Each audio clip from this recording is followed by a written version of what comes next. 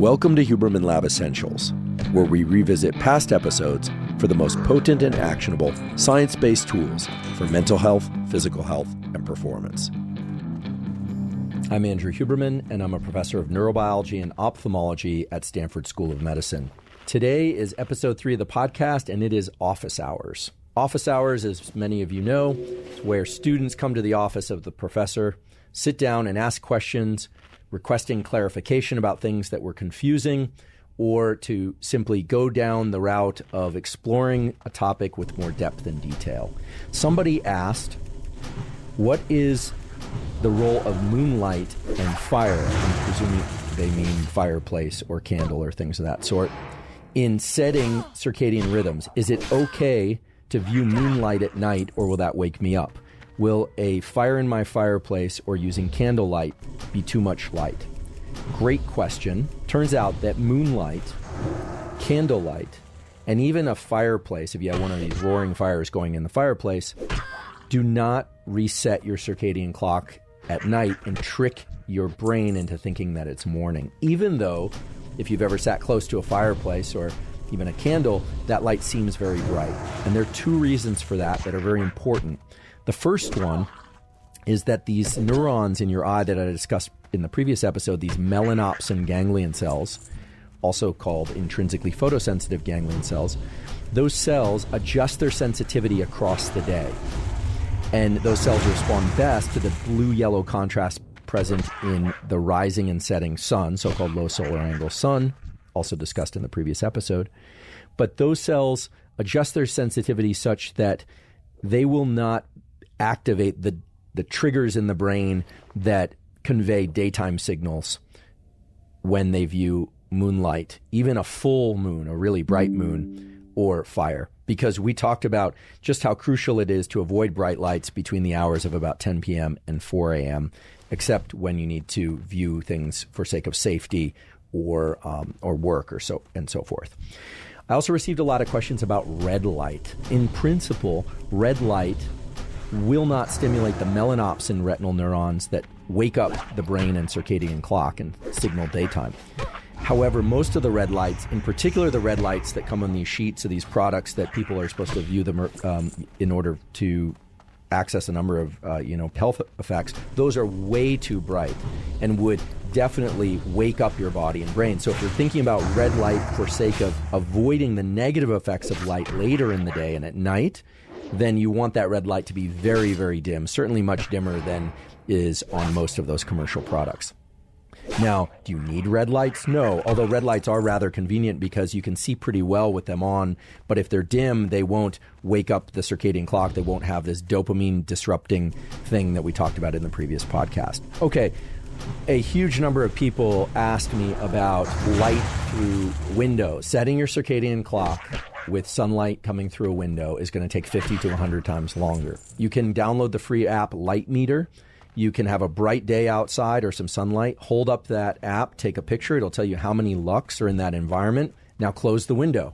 And if you want, close the screen or don't open the screen. You can do all sorts of experiments. And you'll see that it will at least half the amount of lux. And it doesn't scale linearly, meaning let's say I get 10,000 lux outside, 5,000 looking out through an open window, and then I close the window and it's 2,500 lux. It does not mean that you just need to view that sunlight for twice as long if it's half as many lux, okay? It's not like 2,500 lux means you need to look for 10 minutes and 5,000 lux means you look for 5 minutes. It doesn't scale that way just because the biology doesn't work that way. Best thing to do is to get outside if you can. If you can't, next best thing to do is to keep that window open. It is perfectly fine to wear prescription lenses and contacts. Why is it okay to wear prescription lenses and contacts when those are glass also, but looking through a window diminishes the effect? Well, we should think about this.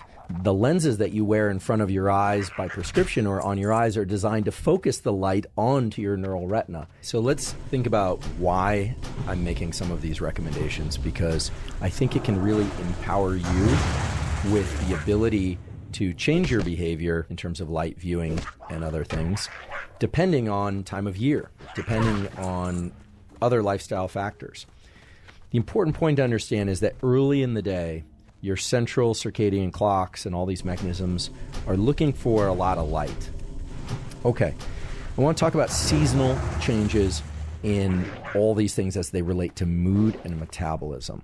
So as all of you know, the Earth spins once every 24 hours on its axis. So part of that day we're bathed in sunlight, depending on where we are. The other half of the day or part of the day we're in darkness. The Earth also travels around the sun. 365 days is the time that it takes, 1 year, to travel around that sun. The Earth is tilted. It's not perfectly upright. So the Earth is tilted on its axis. So depending on where we are in that 365-day journey, and depending on where we are in terms of hemisphere, northern hemisphere, southern hemisphere, some days of the year are longer than others. Some are very short, some are very long. If you're at the equator, you experience less variation in day length and therefore night length. And if you're closer to the poles, you're going to experience some very long days, and you're also going to experience some very short days, depending on which pole you're at and what time of year it is. The simple way to put this is, depending on time of year, the days are either getting shorter or getting longer. Now, every cell in your body adjusts its biology according to day length, except your brain, body, and cells don't actually know anything about day length. It only knows night length. And here's how it works. Light inhibits melatonin powerfully. If days are long and getting longer, that means melatonin is reduced. If days are getting shorter, that melatonin signal is getting longer. So every cell in your body actually knows external day length and therefore time of year by way of the duration of the melatonin signal. By understanding that light and extended day length inhibit melatonin, and melatonin tends to be associated with a more depressed or reduced functioning of these kind of activity driving and mood elevating signals, and understanding that you have some control over melatonin by way of light, including sunlight, but also artificial light, that should empower you, I believe, to make the adjustments so that if you're feeling low, you might ask, how much light am I getting? When am I getting that light? Because sleep is also important for restoring mood, right? So you need sleep. You can't just crush melatonin across the board and expect to feel good, because then you're not going to fall asleep and stay asleep. Melatonin, not incidentally, is synthesized from serotonin. Serotonin is a neurotransmitter that is associated with feelings of well-being, provided it's at proper levels, but well-being of a particular kind, well-being associated with quiescence and calm and the feeling that we have enough resources in our immediate kind of conditions. It's the kind of thing that comes from a good meal, or sitting down with friends, or holding a loved one, or conversing with somebody that you really bond with. Serotonin does not stimulate action. It tends to stimulate stillness. Very different than the neuromodulator dopamine, which is a reward, feel-good neuromodulator that stimulates action. And actually, dopamine is the precursor to epinephrine, to adrenaline, which actually puts us into action. It's actually made from dopamine, right? So you can start to think about light as a signal that is very powerful for modulating things like sleep and wakefulness, but also serotonin levels, melatonin levels.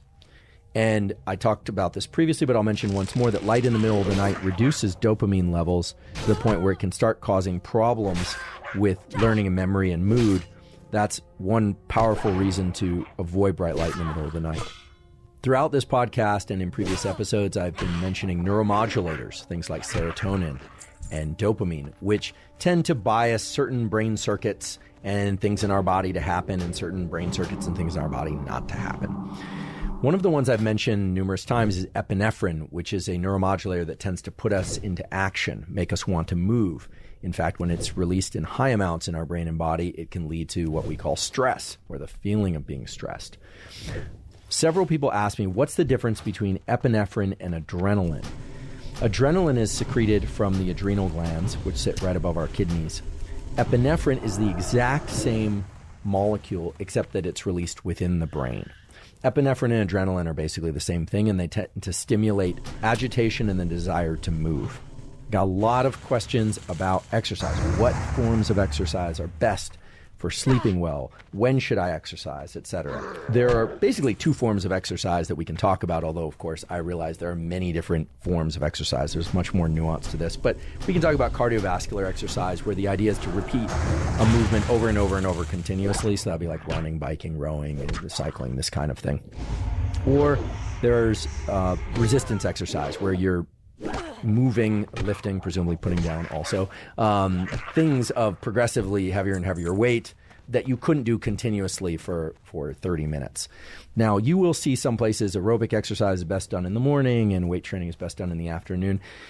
I think there's far more individual variation than that. I think there are, however, a couple windows that the exercise science literature and the circadian literature points to as windows related to body temperature in which performance, injury, in which performance is optimized, injury is reduced, and so on. And those tend to be 30 minutes after waking, 3 hours after waking, and the later afternoon, usually 11 hours after waking, which is when temperature tends to peak. A note about working out first thing in the morning. Last time we talked about non-photic phase shifts. If you exercise first thing in the morning, your body will start to develop an anticipatory circuit. There's actually plasticity in these circadian circuits that will lead you to want to wake up at the particular time that you exercised the previous 3 or 4 days. So that can be a powerful tool, but you still want to get light exposure, because it turns out that light and exercise converge to give an even bigger wake-up signal to the brain and body. So you might want to think about that. Some people find if they exercise late in the day, they have trouble sleeping. In general, intense exercise does that, whereas the kind of lower intensity exercise doesn't. Many of your questions were about neural plasticity, which is the brain and nervous system's ability to change in response to experience. There was a question that asked whether or not these really deep biological mechanisms around wakefulness, time of waking, sleep, etc., were subject to neuroplasticity, and indeed they are. Some of that plasticity is short-term and some of it is more long-term. There's a really good analogy here, which is if you happen to eat on a very tight schedule where every day, say at 8 a.m., noon, and 7 p.m. is when you eat your food, I'm not suggesting you do this, but let's say you were to do that for a couple days. After a few days, you would start to anticipate those meal times where no matter where you were in the world, no matter what was going on in your life, about 5 to 10 minutes before those meal times, you would start to feel hungry and even a little agitated, which is your body's way of trying to get you to forage for food. And that's because of some peptide signals that come from the periphery, from your body, things like hypocretin-orexin, that signal to the hypothalamus and brainstem to make you active and alert and look for food and feel hungry. So there's kind of an anticipatory circuit that's a chemical circuit, but eventually over time, the neurons, the neural circuits that control hypocretin-orexin would get tuned to the neural circuits that are involved in eating and maybe even smell and taste to create a kind of eating circuit that's unique to your pattern, to your rhythms. The same thing is true for these waking and exercise and other schedules, including ultradian schedules. If you wake up in the morning and start getting your sunlight, you start exercising in the morning, or you exercise in the afternoon, pretty soon your body will start to anticipate that and start to secrete hormones and other signals that prepare your body for the ensuing activity of waking up or going to sleep. So if you get onto a pattern or a rhythm, even if that rhythm isn't down to the minute, you'll find that there's plasticity in these circuits and it becomes easier to wake up early if that's your thing, or exercise at a particular day if that's your thing. That's the beauty of neuroplasticity. A number of people asked, what can I do to increase plasticity? And that really comes in two forms.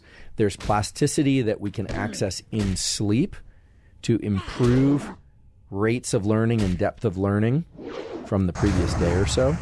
And there's this NSDR, non-sleep deep rest, that can be done without sleeping to improve rates of learning and depth of retention, etc. So let's consider those both, and you can incorporate these protocols if you like. Again, these are based on quality peer-reviewed studies. First, let's talk about learning in sleep. This is based on some work that I'll provide the reference for that was published in the journal Science. Excellent journal. Matt Walker also talks about some of these studies done by others in his book, Why We Sleep. The studies, just to remind you, are structured the following way. An individual is brought into a laboratory, does a spatial memory task. So there tends to be a screen with a bunch of different objects popping up on the screen in different locations. So it might be a bulldog's face, then it might be a cat, then it might be an apple, then it might be a pen in different locations. And that sounds trivially easy, but with time, you can imagine it gets pretty tough to come back a day later and remember if something presented in a given location was something you've seen before and whether or not it was presented in that location or a different location. If you add enough objects and change the locations enough, this can actually be quite difficult. In this study, the subjects either just went through the experiment or a particular odor was released into the room while they were learning, or a tone was played in the room while they were learning. And then during the sleep of those subjects the following night and the following night, this was done repeatedly for several nights, the same odor or tone was played while the subjects were sleeping. They did this in different stages of sleep, non-REM sleep and rapid eye movement sleep, REM sleep. They did this with just the tone in sleep. If the subjects had the odor, but not the tone, they did it with putting the tone. If they had the odor while learning. So basically all the controls, all the things you want to see done to make sure that it wasn't some indirect effect, some modulatory effect. Okay? And what they found was that providing the same stimulus, the odor if they smelled an odor, or a tone if the subjects heard a tone while learning, if they just delivered that odor or tone while the subject slept, rates of learning and retention of information was significantly greater. This is pretty cool. What this means is that you can cue the subconscious brain, the asleep brain, to learn particular things better and faster. So how might you implement this? Well, you could play with this if you want. I don't see any real challenge to this, provided the odor is a safe one and it doesn't wake you up, and the tone is a safe one and doesn't wake you up. You could do this by having a metronome, for instance, while learning something, playing in the background, or particular music, and then have that very faintly while you sleep. So you could apply this if you like and try this. The other form of neuroplasticity is not the neuroplasticity that you're amplifying by listening to tones or smelling odors in sleep, but the neuroplasticity that you can access with non-sleep deep rest. So NSDR, non-sleep deep rest, as well as short 20-minute naps, which are very close to non-sleep deep rest because people rarely drop into deep states of sleep during short naps unless they're very sleep deprived. NSDR has been shown to increase rates of learning when done for 20-minute bouts to match an approximately 90-minute bout of learning. So what am I talking about? 90-minute cycles are these ultradian cycles that I've talked about previously. And we tend to learn very well by taking a 90-minute cycle, transitioning into some focus mode early in the cycle when it's hard to focus, and then deep focus and learning feels almost like agitation and strain. And then by the end of that 90-minute cycle, it becomes very hard to maintain focus and learn more information.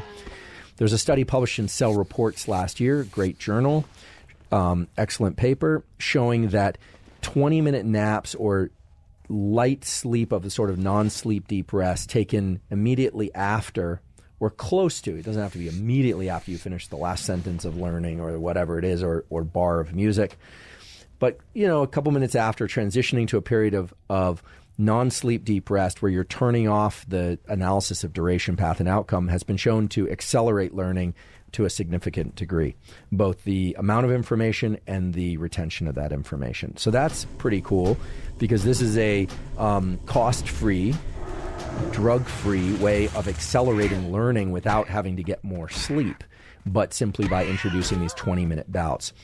I would encourage people, if they want to try this, to consider the 20 minutes per every 90 minutes of ultradian learning cycle, which brings us to the next thing about learning and plasticity, which is nootropics, aka smart drugs. This is a big topic. That sigh was a sigh of concern about how to address nootropics in a thorough enough but thoughtful enough way. There are elements to learning that we've discussed here before that are very concrete. Things like the ability to focus and put the blinders on to everything else that's happening around you and in your head mainly, right? Distractions about things you should be doing, could be doing, or might be doing, and focus on what you need to do. And then that's required for triggering that acetylcholine neuromodulator that will then allow you to highlight the particular synapses that will then later change in sleep. So no nootropic allows you to bypass the need for sleep and deep rest. That's important to understand. Right now, most nootropics tend to bundle a bunch of things together. Most of them include some form of stimulant, caffeine. You can't just ingest more stimulant to be more focused. It doesn't work that way. Most nootropics also include things that increase or are designed to increase acetylcholine, things like alpha-GPC and other things of that sort.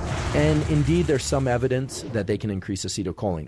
So we need the focus component. We need the alertness component. The alertness component comes from epinephrine, traditionally from caffeine stimulation. The acetylcholine stimulation traditionally comes from choline donors or alpha-GPC, things of that sort. And then you would want to have some sort of off switch, because anything that's going to really stimulate your alertness that then provides a crash, that crash is not a crash into the deep kind of restful slumber that you would want for learning. It's a crash into the kind of, let's just call it lopsided sleep, meaning it's deep sleep, but it lacks certain spindles and other elements of the physiology, sleep spindles, that really engage the learning process and the reconfiguration of synapses. So right now, my stance on nootropics is that maybe for occasional use, provided it's safe for you, I'm not recommending it. But in general, it tends to use more of a shotgun approach than is probably going to be useful for learning and memory in the long run. Okay, I'd like to continue by talking about the role of temperature in sleep, accessing sleep, staying asleep, and wakefulness. Temperature is super interesting as it relates to circadian rhythms and wakefulness and sleep. First, let's take a look at what's happening to our body temperature across each 24-hour cycle. In general, our temperature tends to be lowest right around 4 a.m. and starts creeping up around 6 a.m., 8 a.m., and peaks sometime between 4 p.m. and 6 p.m. There's also an important way in which temperature matches day length. In general, as days get longer, it tends to be hotter out. Not always, but in general, that's the way it is. And as days get shorter, it tends to be colder outside. So temperature and day length are also linked. Metabolically, they're linked. Biologically, they're linked, and atmospherically, they're linked for the reasons that we talked about before about duration of day length and other climate features and so forth. So one of the most powerful things about setting your circadian rhythm properly is that your temperature will start to fall into a regular rhythm. And that temperature has a very strong effect on things like metabolism and when you will feel most willing and interested in exercising. Typically, the willingness to exercise and engage in any kind of activity, mental or physical, is going to be when that rise in temperature is steepest, when the slope of that line is greatest. That's why 30 minutes after waking is one of those key windows, as well as 3 hours after waking, and then when temperature actually peaks, which is generally about 11 hours after waking. So this is why we say that temperature and circadian rhythm are linked, but they're actually even more linked than that. We've talked before about how light enters the eye, triggers activation of these melanopsin cells, which then triggers activation of the suprachiasmatic nucleus, the master circadian clock. And then I always say the master circadian clock informs all the cells and tissues of your body and puts them into a nice cohesive rhythm. But what I've never answered was how it actually puts them into that rhythm. And it does it two ways. One is it secretes a peptide. A peptide is just a little protein that floats through the bloodstream and signals to the cells, but the other way is it synchronizes the temperature under which those cells exist. So temperature is actually the effector of the circadian rhythm. Nowadays, there's some interest in cold showers and ice baths. Getting into an ice bath is very interesting because you have a rebound increase in thermogenesis. Now, you should know from the previous episode that as that temperature increases, it will shift your circadian rhythm. And which direction it shifts your circadian rhythm will depend on whether or not you're doing it during the daytime or late in the day. If you do it after 8 p.m., it's going to make your day longer, right? Because your body and your central clocks are used to temperature going up early in the day and throughout the day and peaking in the afternoon. If you then increase that further, or you simply increase it over its baseline at 8 p.m. after temperature was already falling, even if it's just by a half a degree or a couple degrees, or you do that with exercise, doesn't have to be with the ice bath, you are extending, you are shifting forward, you are phase delaying your clock. You're convincing your clock and therefore the rest of your body that the day is still going, right? You're giving it the perception, the cellular and physiological perception that the day is getting longer, and you will want to naturally stay up later and wake up later. So for those of you that are having trouble getting up, and this is going to almost sound laughable, but a cold shower first thing in the morning will wake you up. But that's waking you up in the short term because of a different mechanism, which I'll talk about in a moment. But it also is shifting your clock. It's phase advancing your clock in a way that makes you more likely to get up earlier the next day. It's going to make you want to wake up about half hour to an hour earlier the next day than you normally would. Whereas if you do it while your temperature is falling, it will tend to delay and make your body perceive as if the day is getting longer. But temperature is not just one tool to manipulate wake-up time and circadian rhythm and metabolism. It is the effector. It is the way that the central circadian clock impacts all the cells and tissues of your body. Light is the trigger. The suprachiasmatic nucleus is the master circadian clock that mediates all these changes, also influenced by non-photic influence like exercise and feeding and things of that sort. But temperature is the effector. Now, you can also shift your circadian rhythm with eating. When you travel and you land in a new location and your schedule is inverted 12 hours, one way that we know you can shift your rhythm more quickly is to get onto the local meal schedule. Now, that probably has to do with two effects. One are changes in temperature, and eating-induced increases in body temperature. Now you should understand why that would work. As well as eating has this anticipatory secretion of hypercretin-orexin that I talked about it earlier. Many people ask questions about food and neurotransmitters and how those relate to sleep, wakefulness, and mood, which is essentially 25 hours of content for me to cover. But I'm going to try and distill out the most common questions. We've talked a lot about neuromodulators like dopamine, acetylcholine, and norepinephrine. You may notice in those discussions that the precursors to, say, serotonin is tryptophan. Tryptophan actually comes from the diet. It comes from the foods that we eat. Tyrosine is the precursor to dopamine. It comes from the foods that we eat. And then once we ingest them, those compounds are circulated to a variety of different cells and tissues. But it is true that our food and the particular foods we eat can influence things like neuromodulator levels to some extent. Nuts and meats, in particular red meats, tend to be rich in things like tyrosine, right? That tells you right there that because tyrosine is the precursor of dopamine and dopamine is the precursor of norepinephrine and epinephrine, that those foods tend to lend themselves toward the production of dopamine and epinephrine and the sorts of things that are associated with wakefulness. Now, of course, the volume of food that we eat also impacts our wakefulness. If we eat a lot of anything, whether or not it's ribeye steaks, rice, or cardboard, please don't eat cardboard, your stomach, if it's very distended, will draw a lot of blood into your gut and you will divert blood from other tissues and you'll become sleepy. So it's not just about food content, it's also about food volume. All right.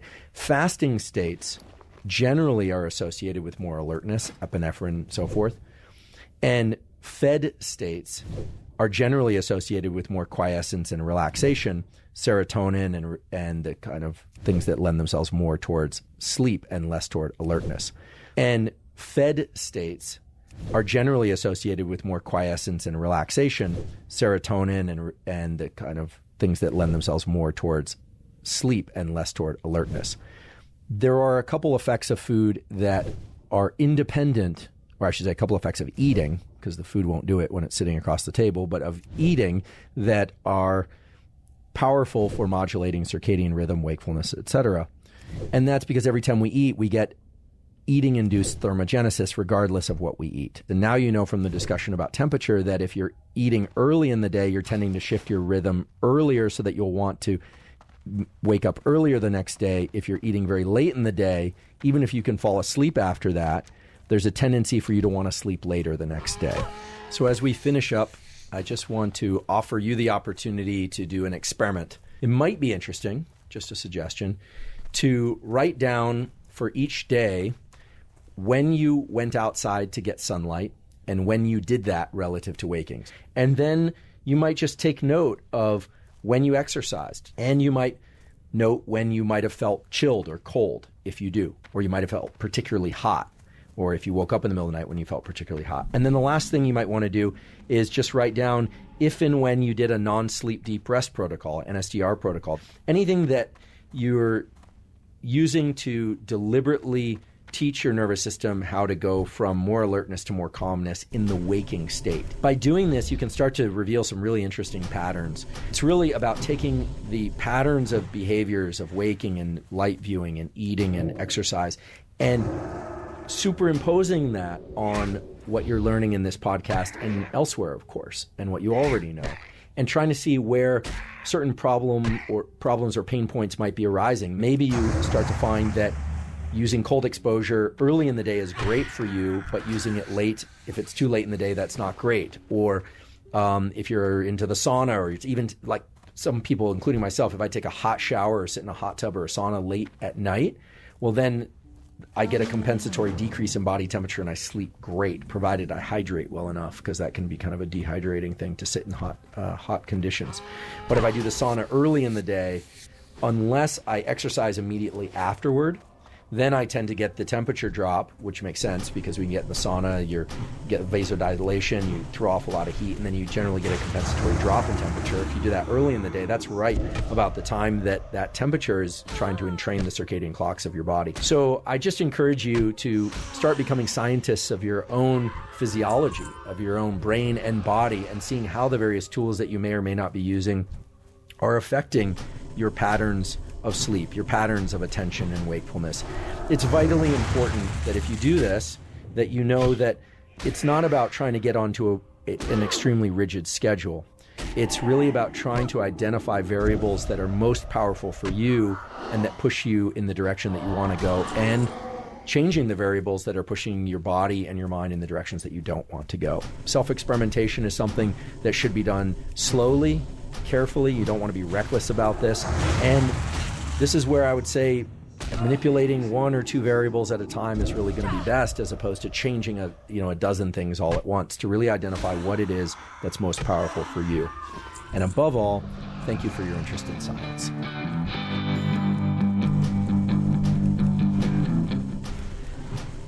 Welcome to Huberman Lab Essentials, where we revisit past episodes for the most potent and actionable science-based tools for mental health, physical health, and performance.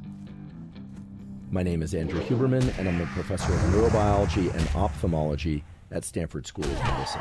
Today we're talking about neural plasticity, which is this incredible feature of our nervous systems that allows it to change in response to experience. Neuroplasticity is arguably one of the most important aspects of our biology. It holds the promise for each and all of us to think differently, to learn new things, to forget painful experiences, and to essentially adapt to anything that life brings us by becoming better. So let's get started. Most people are familiar with the word neural plasticity, which is the brain and nervous system's ability to change itself. All of us were born with a nervous system that isn't just capable of change, but was designed to change. When we enter the world, our nervous system is primed for learning. The brain and nervous system of a baby is wired very crudely. The connections are not precise. And we can see evidence of that in the fact that babies are kind of flopping there like a kind of a little potato bug with limbs. They can't really do much in terms of coordinated movement. They certainly can't speak, and they can't really do anything with precision. So I want you to imagine in your mind that when you were brought into this world, you were essentially a widely connected web of connections that was really poor at doing any one thing, and that through your experience, what you were exposed to by your parents or other caretakers, through your social interactions, through your thoughts, through the languages that you learned, through the places you traveled or didn't travel, your nervous system became customized to your unique experience. Now, that's true for certain parts of your brain that are involved in what we call representations of the outside world. A lot of your brain is designed to represent the visual world, or represent the auditory world, or represent the gallery of smells that are possible in the world. However, there are aspects of your nervous system that were designed not to be plastic. They were wired so that plasticity or changes in those circuits is very unlikely. Those circuits include things like the ones that control your heartbeat, the ones that control your breathing, the ones that control your digestion. And thank goodness that those circuits were set up that way, because you want those circuits to be extremely reliable. So many nervous system features like digestion and breathing and heart rate are hard to change. Other aspects of our nervous system are actually quite easy to change. And one of the great gifts of childhood, adolescence, and young adulthood is that we can learn through almost passive experience. We don't have to focus that hard in order to learn new things. And then after age 25, if we want to change those connections, those superhighways of connectivity, we have to engage in some very specific processes. And those processes, as we'll soon learn, are gated, meaning you can't just decide to change your brain. You actually have to go through a series of steps to change your internal state in ways that will allow you to change your brain. Many of us have been captivated by the stories in the popular press about the addition of new neurons. This idea, if you go running or you exercise, your brain actually makes new neurons. Well, I'm going to give you the bad news, which is that after puberty, the human brain and nervous system adds very few, if any, new neurons. So even though we can't add new neurons throughout our lifespan, at least not in very great numbers, it's clear that we can change our nervous system, that the nervous system is available for change, that if we create the right set of circumstances in our brain, chemical circumstances, and if we create the right environmental circumstances around us, our nervous system will shift into a mode in which change isn't just possible, but it's probable. As I mentioned before, the hallmark of the child nervous system is change. It wants to change. One of the ways in which we can all get plasticity at any stage throughout the lifespan is through deficits and impairments in what we call our sensory apparatus, our eyes, our ears, our nose, our mouth. In individuals that are blind from birth, the so-called occipital cortex, the visual cortex in the back, becomes overtaken by hearing. The neurons there will start to respond to sounds as well as braille touch. And actually, there's one particularly tragic incident where a woman who was blind since birth, and because of neuroimaging studies, we knew her visual cortex was no longer visual. It was responsible for braille reading and for hearing. She had a stroke that actually took out most of the function of her visual cortex. So then she was blind, she couldn't braille read or hear. She did recover some aspect of function. Now, most people, they don't end up in that highly unfortunate situation. And what we know is that, for instance, blind people who use their visual cortex for braille reading and for hearing have much better auditory acuity and touch acuity, meaning they can sense things with their fingers and they can sense things with their hearing that typical sighted folks wouldn't be able to. In fact, you will find a much greater incidence of perfect pitch in people that are blind. And that tells us that the brain, and in particular this area we call the neocortex, which is the outer part, is really designed to be a map of our own individual experience. So these, what I call experiments of impairment or loss, where somebody is blind from birth or deaf from birth, or maybe has a limb development impairment where they have a stump instead of an entire limb with a functioning hand, their brain will represent the body plan that they have, not some other body plan.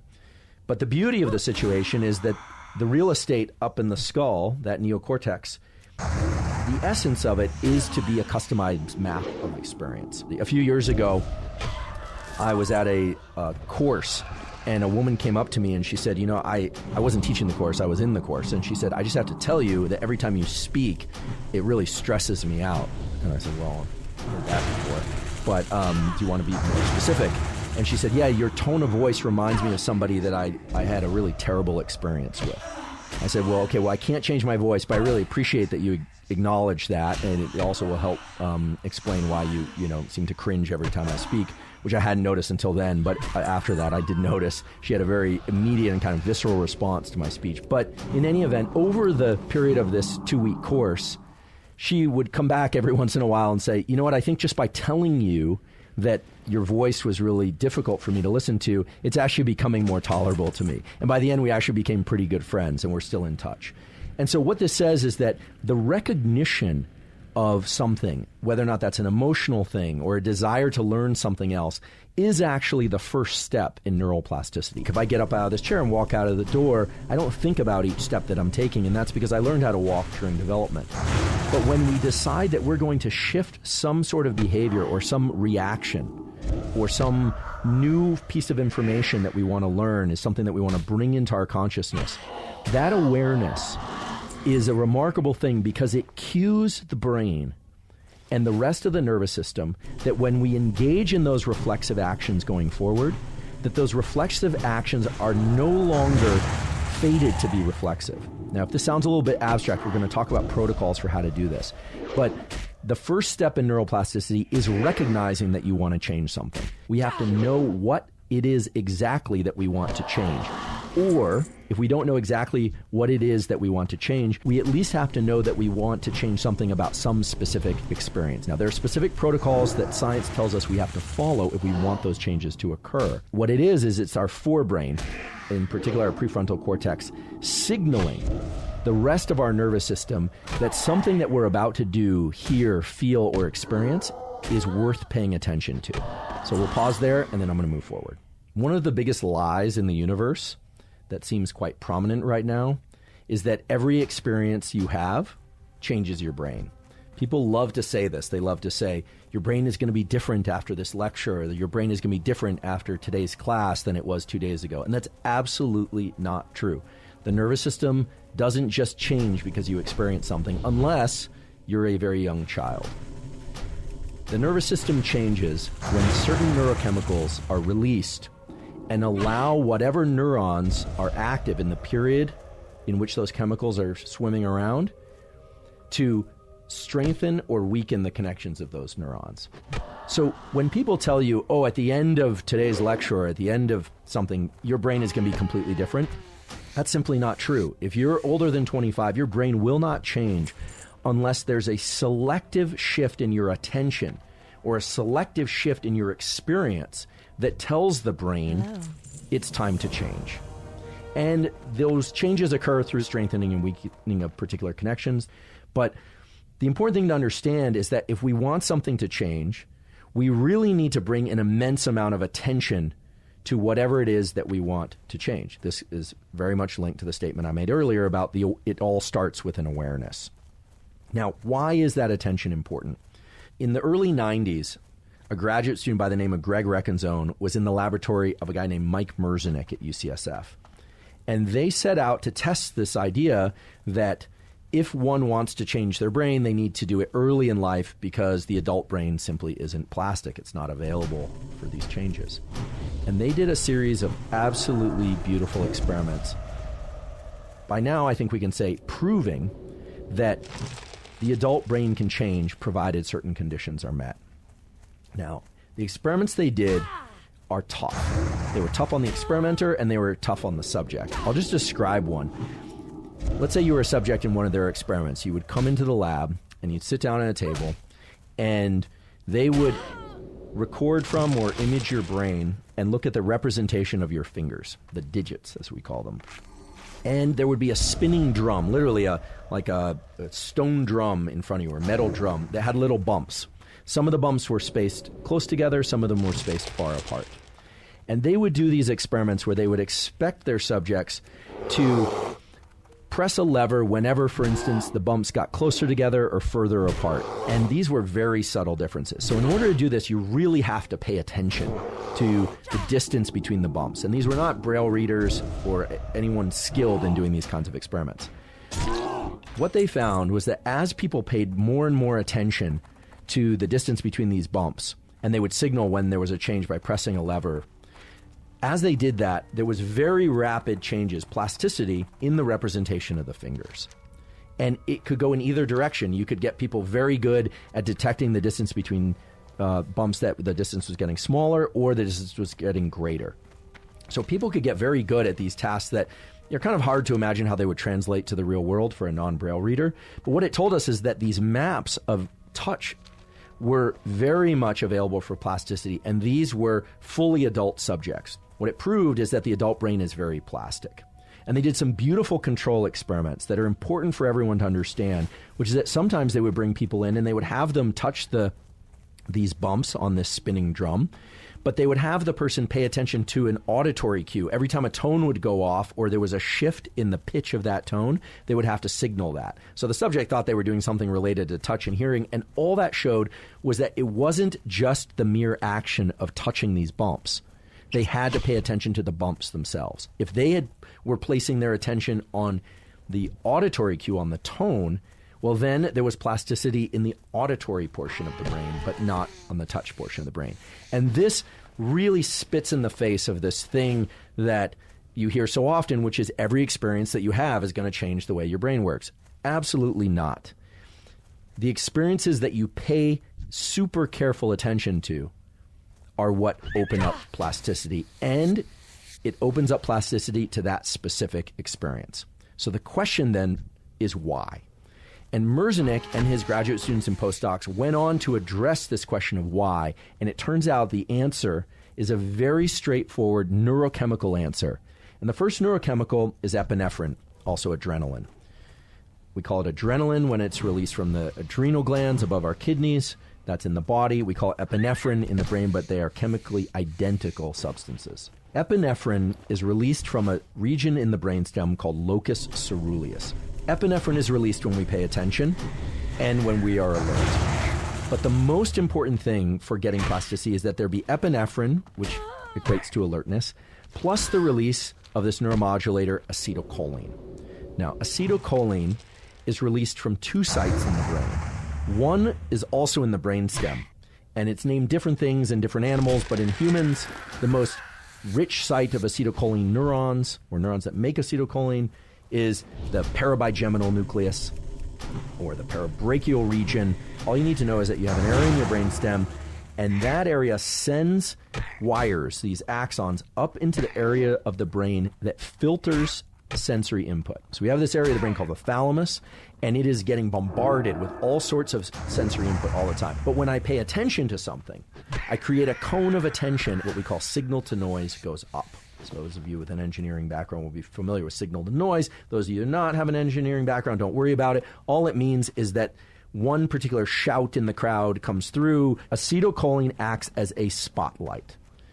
But epinephrine for alertness, acetylcholine spotlighting these inputs, those two things alone are not enough to get plasticity. There needs to be this third component, and the third component is acetylcholine released from an area of the forebrain called nucleus basalis. If you really want to get technical, it's called nucleus basalis of Minert. For any of you that are budding physicians or going to medical school, you should know that. If you have acetylcholine released from the brainstem, acetylcholine released from nucleus basalis, and epinephrine, you can change your brain. And this has been shown again and again and again in a variety of papers, and it is now considered a fundamental principle of how the nervous system works. If you can access these three things of epinephrine, acetylcholine from these two sources, not only will the nervous system change, it has to change. It absolutely will change. And that is the most important thing for people to understand if they want to change their brain. So now let's talk about how we would translate all this scientific information into some protocols that you can actually apply, because I think that's what many of you are interested in. What you do with your health and your medical care is up to you. You're responsible for your health and well-being. So I'm not going to tell you what to do or what to take. I'm going to describe what the literature tells us and suggests about ways to access plasticity. We know we need epinephrine. That means alertness. Most people accomplish this through a cup of coffee and a good night's sleep. So I will say, you should master your sleep schedule, and you should figure out how much sleep you need in order to achieve alertness when you sit down to learn. But Once that's in place, the question then is, how do I access this alertness? Well, there are a number of ways. Some people use some pretty elaborate psychological gymnastics. They will tell people that they're going to do something and create some accountability. That could be really good. Or they'll post a picture of themselves online and they'll commit to learning a certain amount, losing a certain amount of weight or something like this. So they can use either shame-based practices to potentially embarrass themselves if they don't follow through. They'll write checks to organizations that they hate and insist that they'll cash them if they don't actually follow through. Or they'll do it out of love. They'll decide that they're going to run a marathon or learn a language or something because of somebody they love, or they want to devote it to somebody. The truth is that from the standpoint of epinephrine and getting alert and activated, it doesn't really matter. Epinephrine is a chemical, and your brain does not distinguish between doing things out of love or hate, anger or fear. It really doesn't. All of those promote autonomic arousal and the release of epinephrine. So I think for most people, if you're feeling not motivated to make these changes, the key thing is to identify not just one, but probably a kit of reasons, several reasons as to why you would want to make this particular change. And being drawn toward a particular goal that you're excited about can be one. Also, being motivated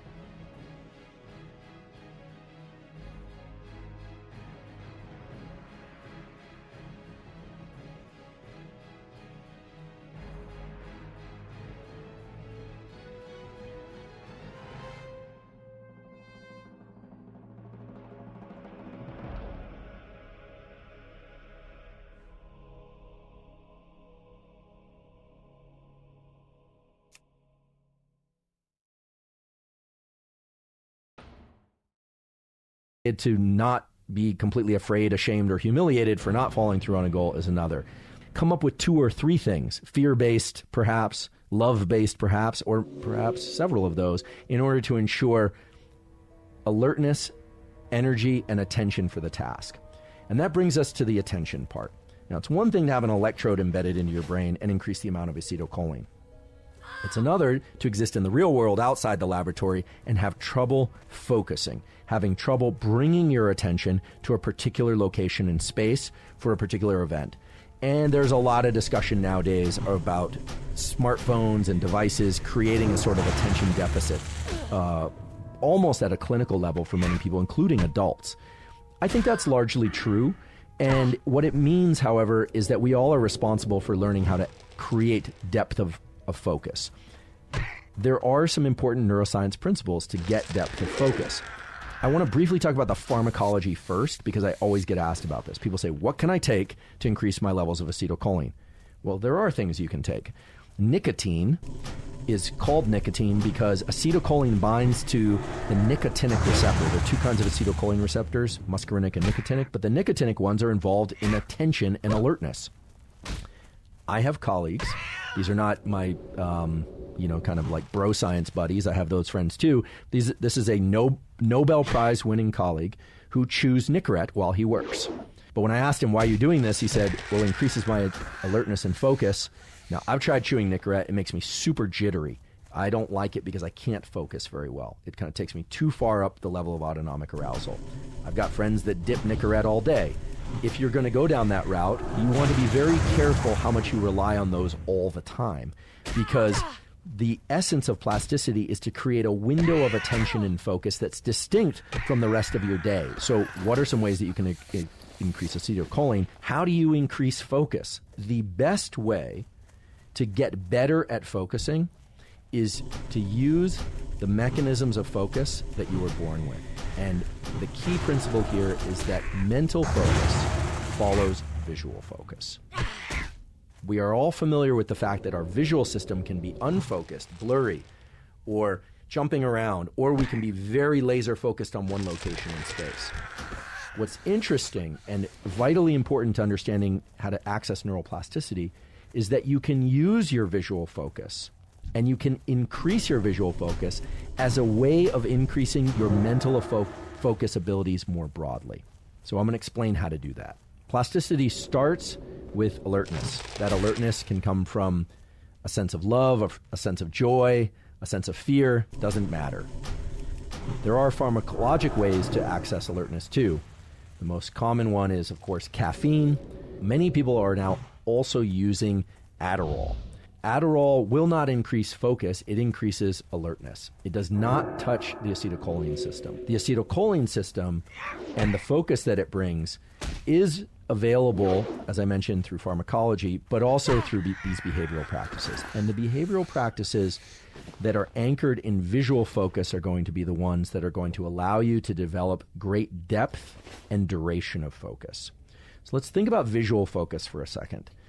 When we focus on something visually, we have 2 options. We can either look at a very small region of space with a lot of detail and a lot of precision, or we can dilate our gaze and we can see big pieces of visual space with very little detail. It's a trade-off. We can't look at everything at high resolution. This is why we have these, the pupil more or less relates to the fovea of the eye, which is the area in which we have the most receptors, the highest density of receptors that perceive light. And so our acuity is much better in the center of our visual field than in our periphery. When we focus our eyes, we do a couple things. First of all, we tend to do that in the center of our visual field, and our 2 eyes tend to align in what's called a vergence eye movement towards a common point.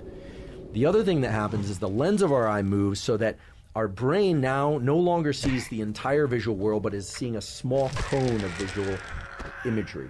That small cone of visual imagery, or soda straw view of the world, has much higher acuity, higher resolution than if I were to look at everything. Now you say, of course, this makes perfect sense, but that's about visual attention, not mental attention. Well, it turns out that focus in the brain is anchored to our visual system. I'll talk about blind people in a moment, but assuming that somebody is sighted, the key is to learn how to focus better visually if you want to bring about higher levels of cognitive or mental focus. When we move our eyes slightly inward, maybe you can tell that I'm doing it like so, basically shortening or making the interpupillary distance, as it's called, smaller, two things happen. Not only do we develop a smaller visual window into the world, but we activate a set of neurons in our brainstem that trigger the release of both norepinephrine, epinephrine, and acetylcholine. Norepinephrine is kind of similar to epinephrine. So in other words, when our eyes are relaxed in our head, when we're just kind of looking at our entire visual environment, moving our head around, moving through space, we're in optic flow, things moving past us, or we're sitting still, we're looking broadly at our space, we're relaxed.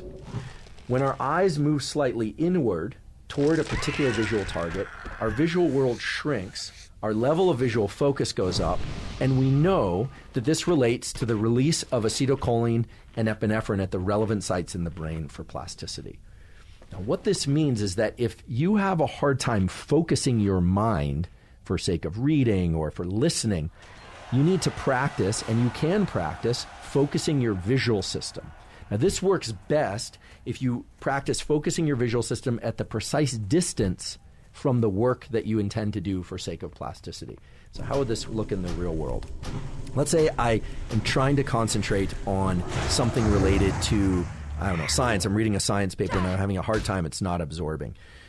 Spending just 60 to 120 seconds focusing my visual attention on a small window of my screen, meaning just on my screen with nothing on it, but bringing my eyes to that particular location increases not just my visual acuity for that location, but it brings about an increase in activity in a bunch of other brain areas that are associated with gathering information from this location. So, put simply, if you want to improve your ability to focus, practice visual focus. Now, you may ask, well, what about the experiment where people were feeling this rotating drum or listening to the auditory cue? That doesn't involve vision at all. If you look at people who are learning things with their auditory system, they will often close their eyes, and that's not a coincidence. If somebody is listening very hard, please don't ask them to look you directly in the eye while also asking that they listen to you. That's actually one of the worst ways to get somebody to listen to you. If you say, now listen to me and look me in the eye, the visual system will take over and they'll see your mouth move, but they're going to hear their thoughts more than they're going to hear what you're saying. Closing the eyes is one of the best ways to create a cone of auditory attention, and this is what low vision or no vision folks do. They have tremendous capacity to focus their attention in particular locations. And for most people, vision is the primary way to train up this focus ability in these cones of attention. So you absolutely have to focus on the thing that you're trying to learn. And you will feel some agitation because of the epinephrine in your system. If you're feeling agitation and it's challenging to focus and you're feeling like you're not doing it right, chances are you're doing it right. So once you get this epinephrine, this alertness, you get the acetylcholine released and you can focus your attention, then the question is for how long? And in an earlier podcast, I talked about these ultradian cycles that last about 90 minutes. The typical learning bout should be about 90 minutes.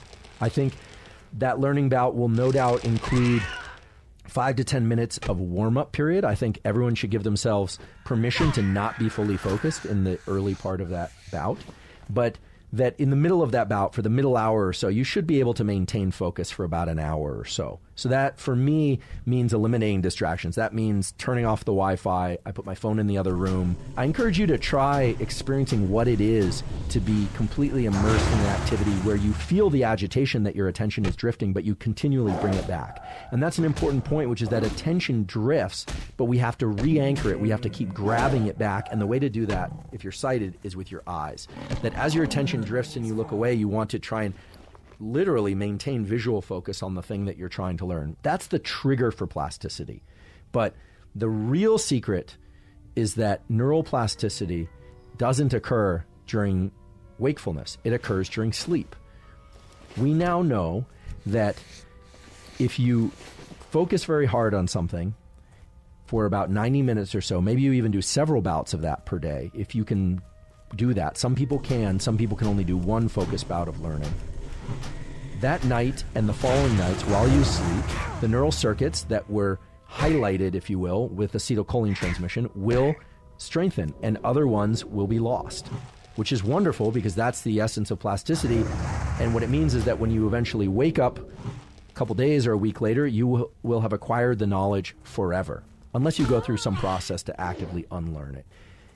So mastering sleep is key in order to reinforce the learning that occurs. But let's say you get a really poor night of sleep after a bout of learning. Chances are, if you sleep the next night or the following night, that learning will occur.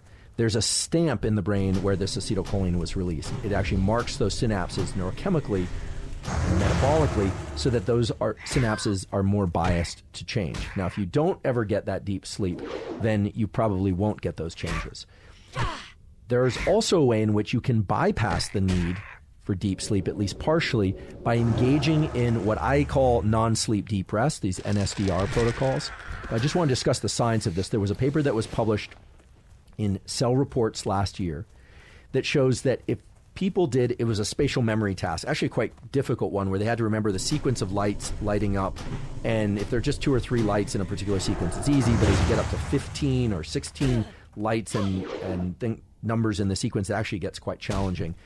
If immediately after, and it was immediately after the learning, the actual performance of this task, people took a 20-minute non-sleep deep rest protocol, or took a shallow nap, so lying down, feet slightly elevated perhaps, just closing their eyes, no sensory input, the rates of learning were significantly higher for that information than were they to just had a good night's sleep the following night. So you can actually accelerate learning with these NSDR protocols or with brief naps, 90 minutes or less.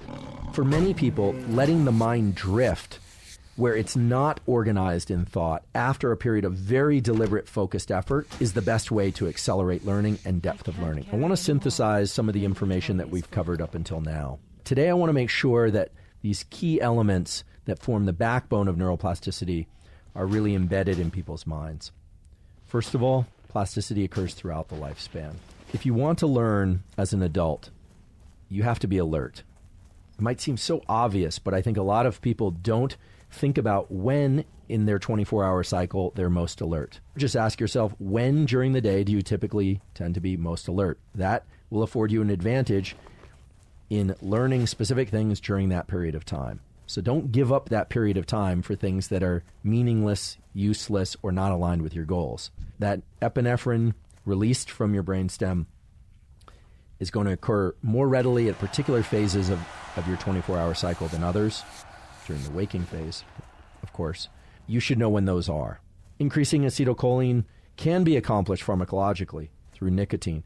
However, there are certain dangers for many people to do that, as well as a cost, a financial cost. Learning how to engage the cholinergic system through the use of the visual system. Practicing how long can you maintain focus with blinks as you need them, but how long can you maintain visual focus on a target just on a piece of paper set a few feet away in the room or at the level of your computer screen. These are actually things that people do in communities where high levels of visual focus are necessary. What we're really talking about here is trying to harness the mechanisms of attention and get better at paying attention.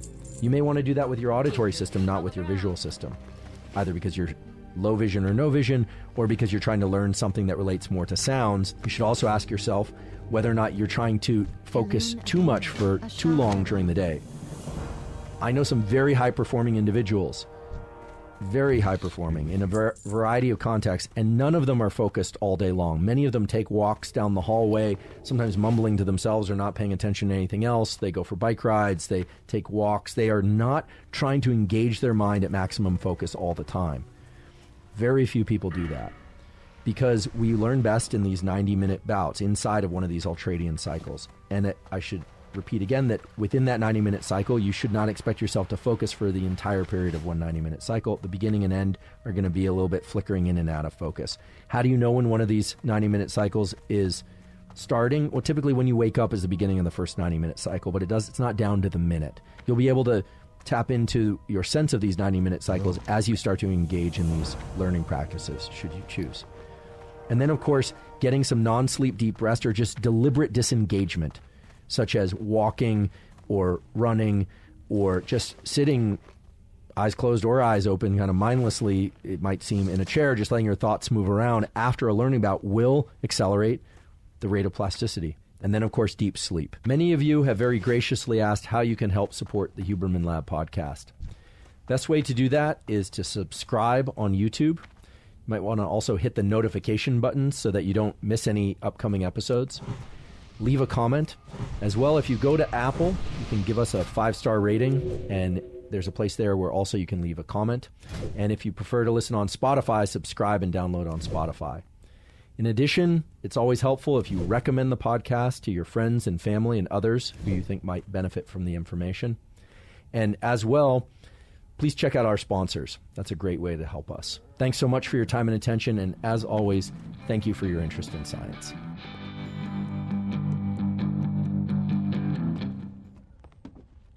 Welcome to the Huberman Lab podcast, where we discuss science and science-based tools for everyday life.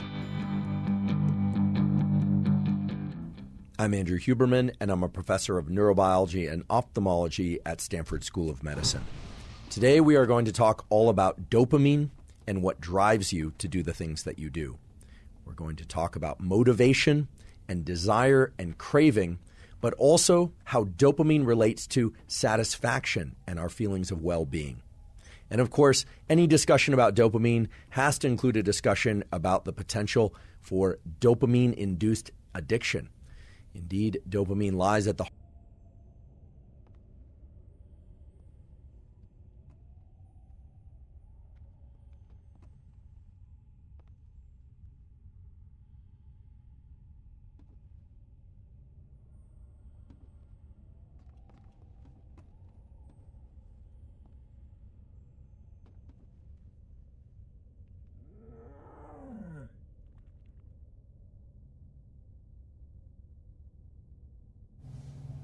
Okay, we're here with Stephen Frost. He is the new Mandarin Chinese teacher for Hoover City Schools. That's a new offering for Hoover, and he'll be teaching at both Hoover and Spain Park High School.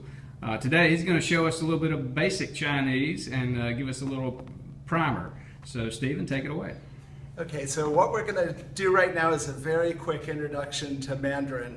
Now, what distinguishes Mandarin from a Western language like English that has an alphabet is that Mandarin Chinese, is a character-based language. So there's two things that we have to keep in mind. The first one is that it's character-based rather than alphabetic language with letters. And second is that the language is tonal. So depending on the sound of the word, the meaning changes. Now, Chinese characters are usually, more than 60% of the time, composed of a semantic element, which gives you an idea about the meaning of the character, and a phonetic element, which gives you an idea about the sound. This character here, which I've written twice, is mama, which means mother. This character also contains the phonetic element, ma, that we see here, but it's read with a fourth tone, ma, which means to scold or to curse. Here again we see ma, but here it is read ma, which is the third tone. So if I read all of these together, it's mama, ma, ma, which means mother scolds the horse. I can also read it backwards, ma, ma, mama, the horse scolds mother. So it's a bit of a Chinese palindrome.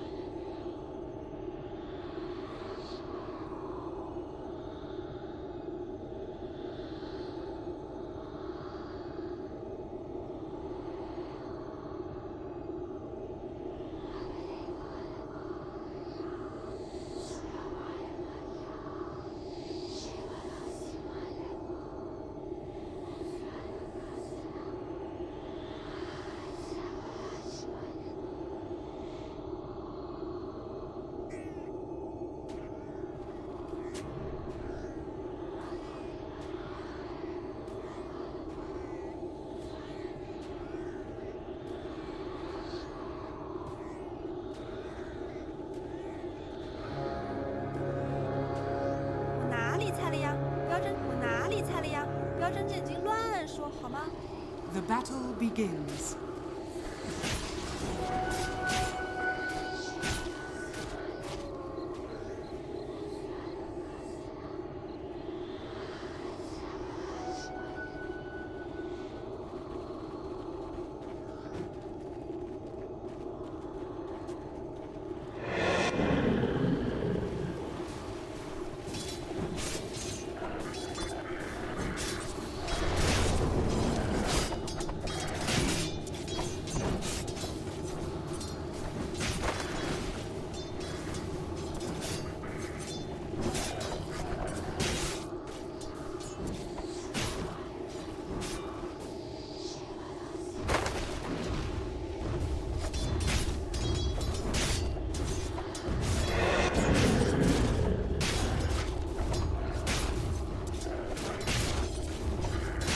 Radiant's courier has been killed.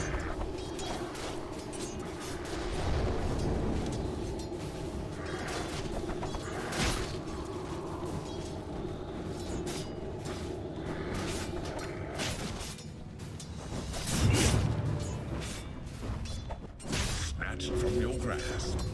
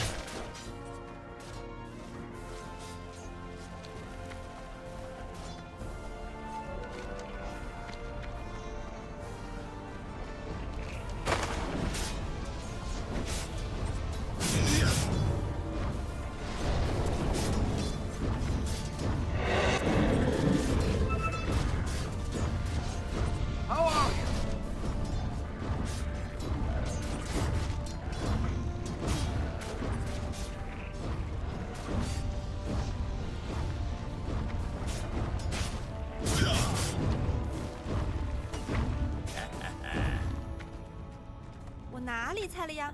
不要睁着眼睛乱说好吗？"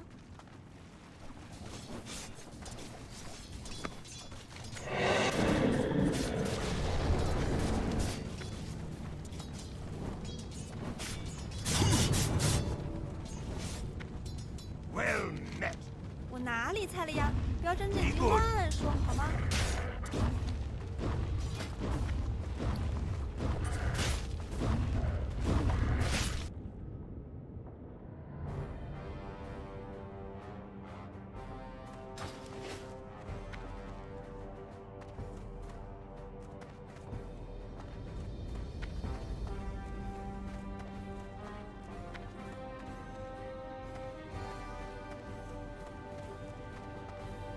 I've the finest wires in the land. Safe travels. Need assistance? You have a great day now. Very well, then. Interest ya in a pint?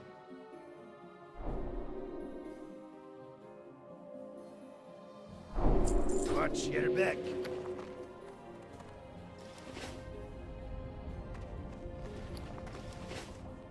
How are you? Pretty good.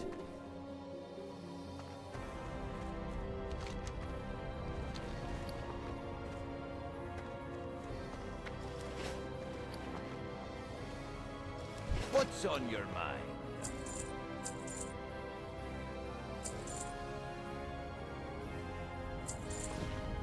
Safe travels.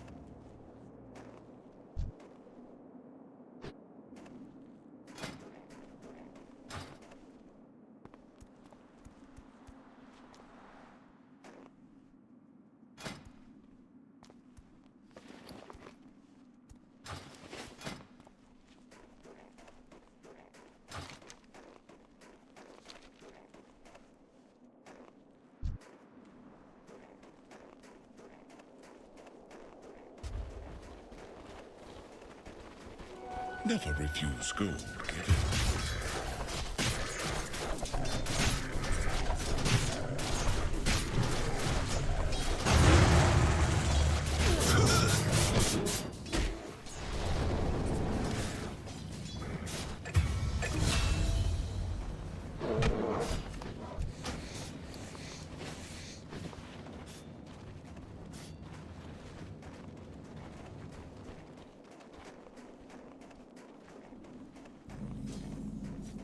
我哪里猜了呀？不要睁着眼睛乱说，好吗？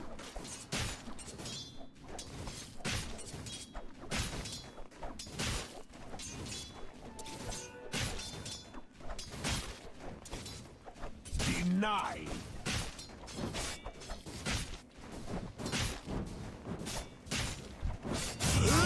Dire's courier has been killed. Top is missing. No, no, no, no.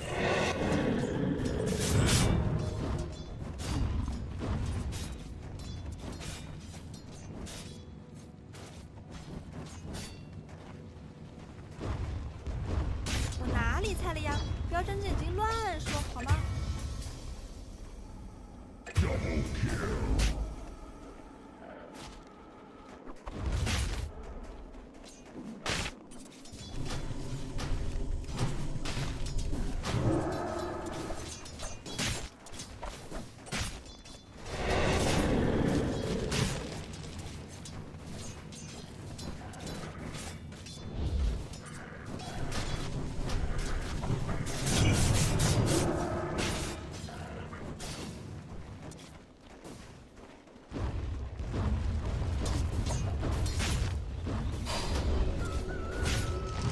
Radiant's bottom 哪 tower 里猜 is 了呀？ under 不要 attack. 睁着眼睛乱说，好吗？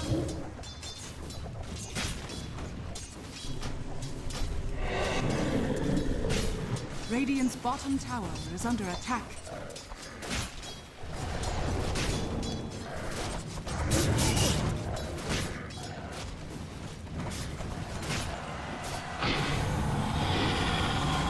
Radiant structures are fortified. Nothing more to teach. What's on your...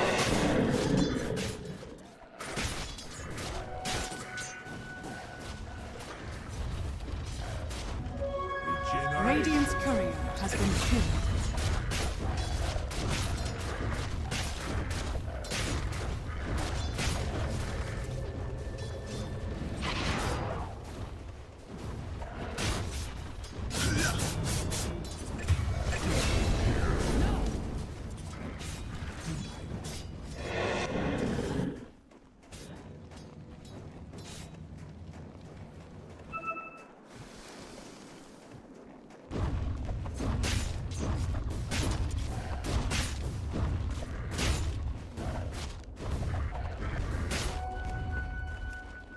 我哪里猜了呀？我哪里猜了呀？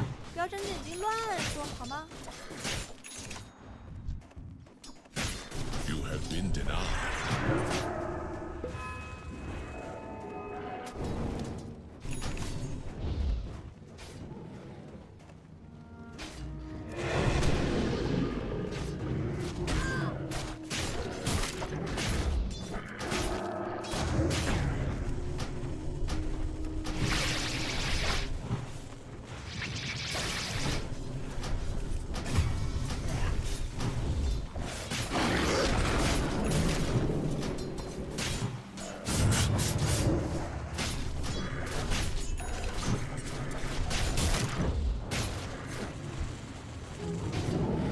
No good for you.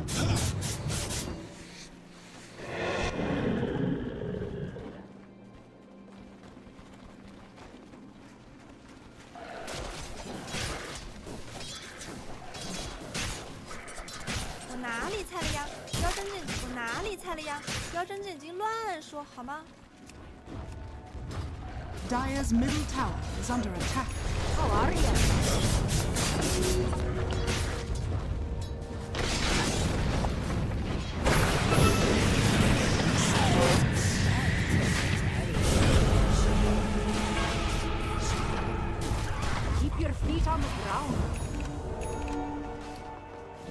Dire's bottom tower is under attack.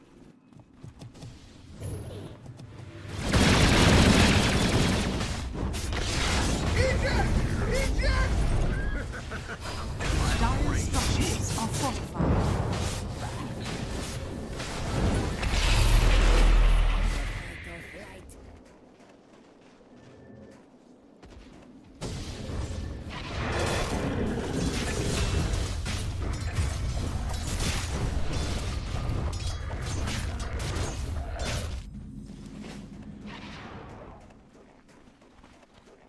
Radiant's middle tower is under attack.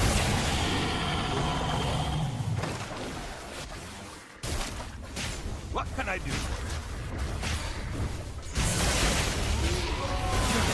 Get your feet on the ground. That was a mauling.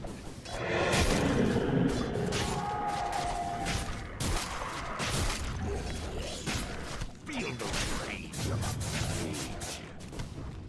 Dire's top tower is under attack.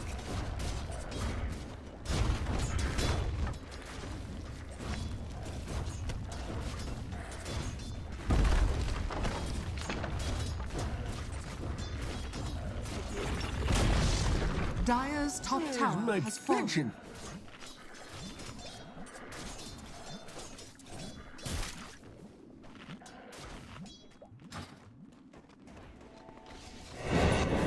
Dire's structures are fortified. Double damage. Radiant's middle tower is under attack. How are you? See you soon.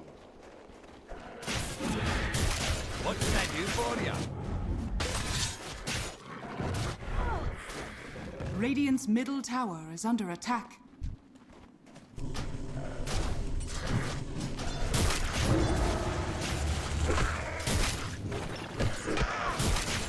Radiant's middle tower is under attack.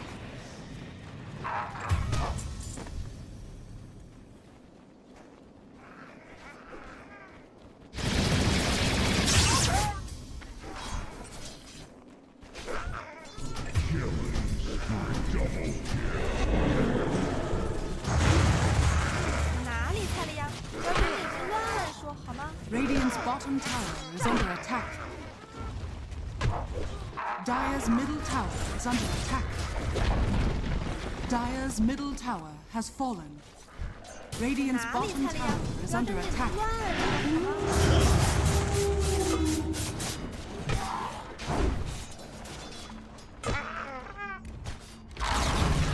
Radiant's bottom tower has fallen.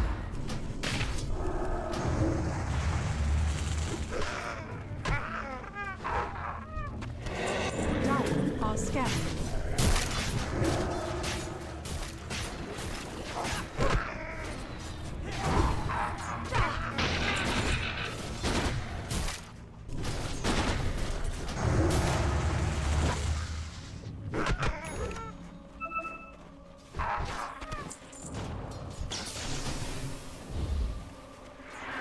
Radiant are scanning.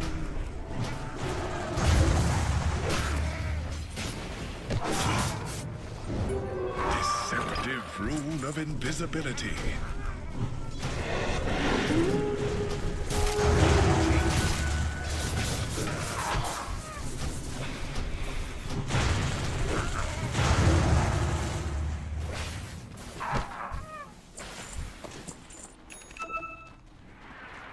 Dire are scanning.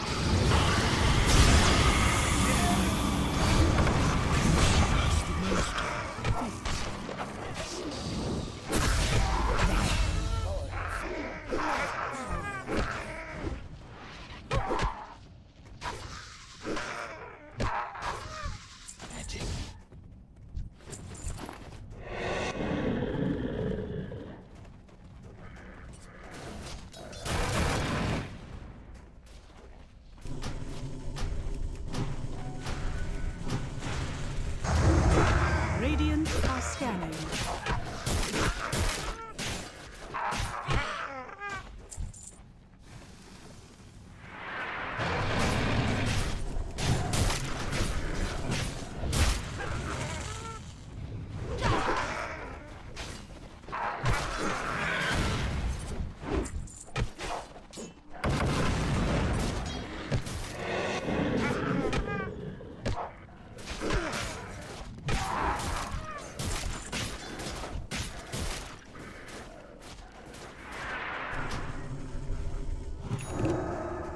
Radiant's middle tower is under attack.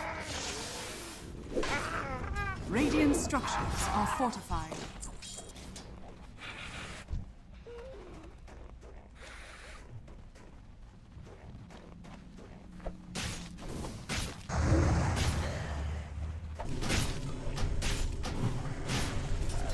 Radiant's bottom tower is under attack.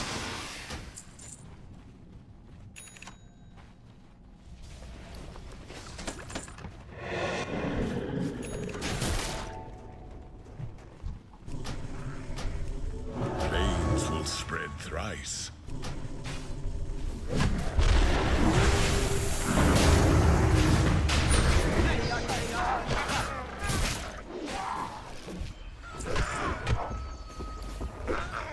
This sustains. Good remains.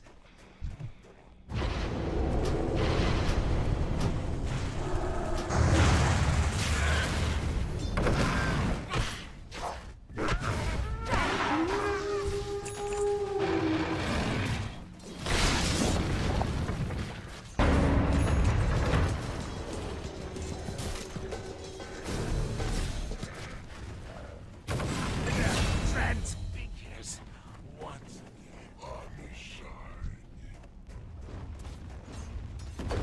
Radiant's middle tower is under attack.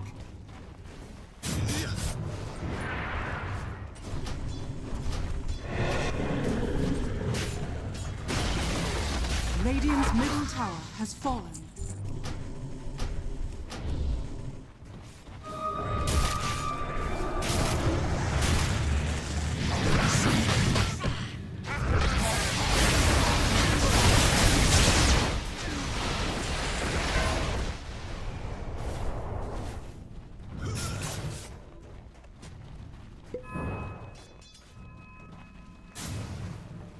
Where's my pension?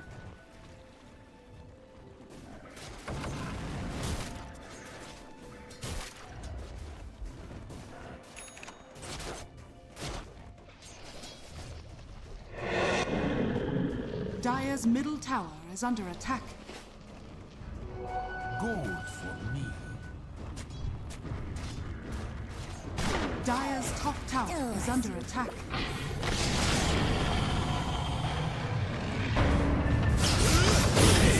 Searing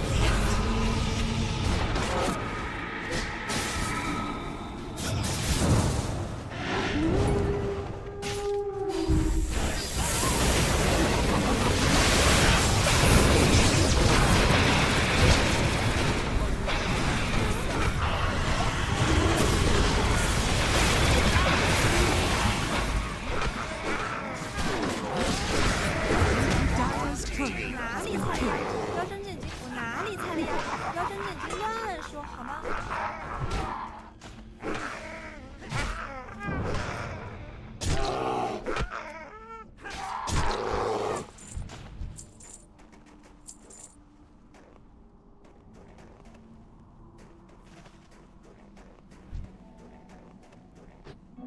speedy rune of haste. Radiant's middle tower is under attack.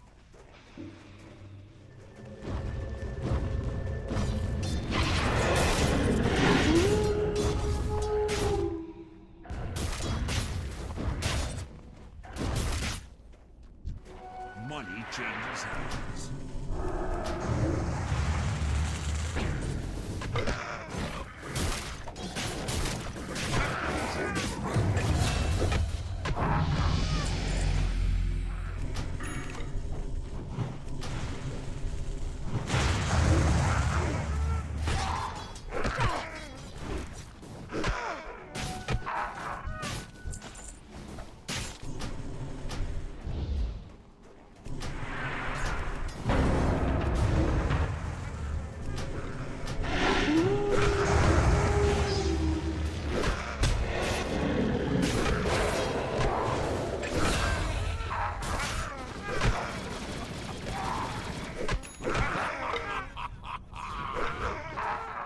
Dire are scanning.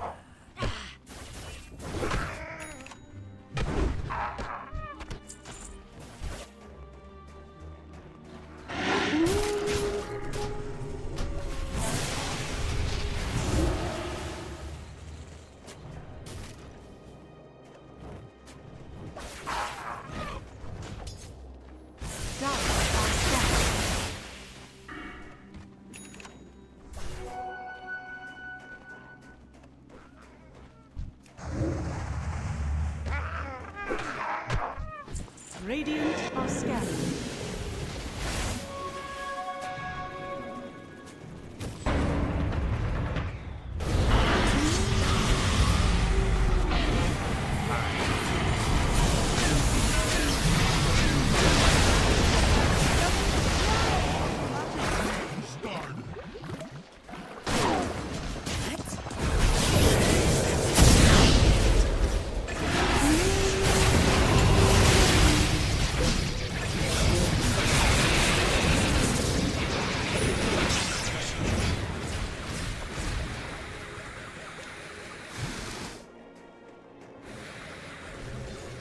Dire's bottom tower is under attack.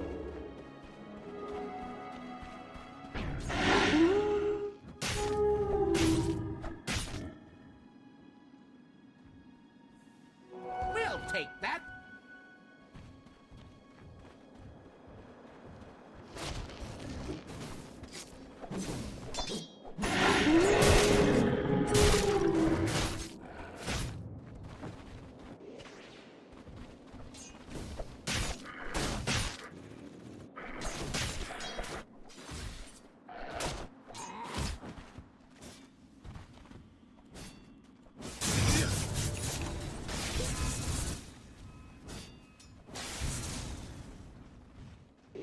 Dire's top tower is under attack.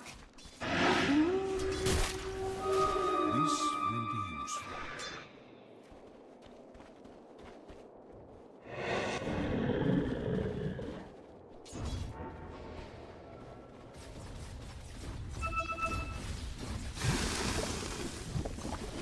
Dire's top tower is under attack. Dire's structures are fortified. Dire's top tower is under attack. Radiant are scanning.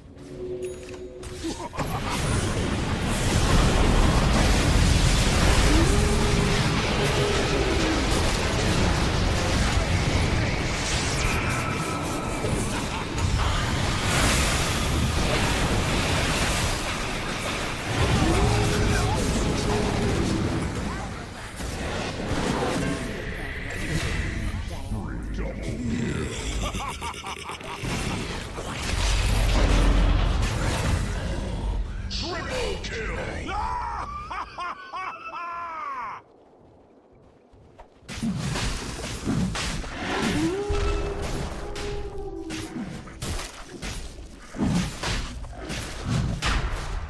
Dire's top tower is under attack. Dire's top tower has fallen.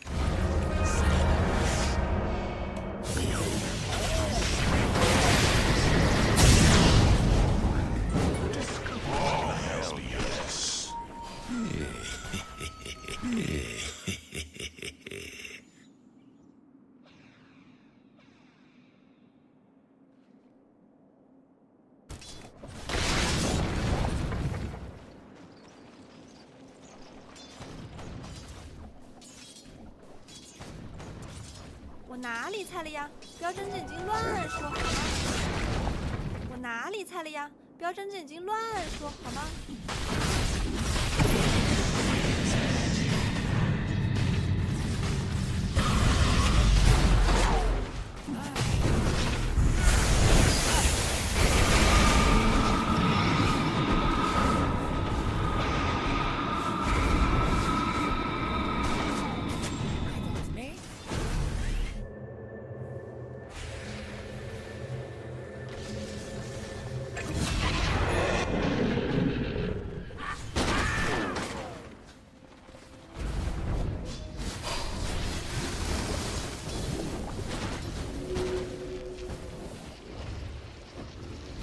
？Dire's bottom tower is under attack. Dire's bottom tower has fallen.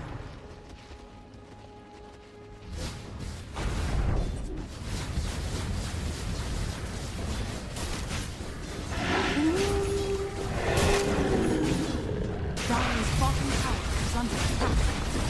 Radiant's middle tower is under 哪 attack. 里猜了呀？ Dire's 我 bottom 哪里 tower 猜了呀？ has 不要 fallen. 睁着眼睛乱说好吗？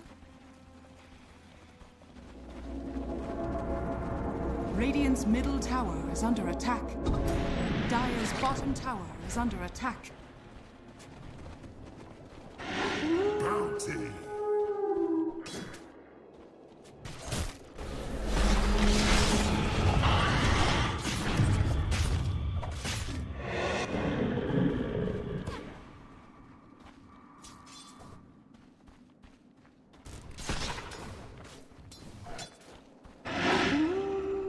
Radiant's top tower is under attack. Dire's middle tower is under attack.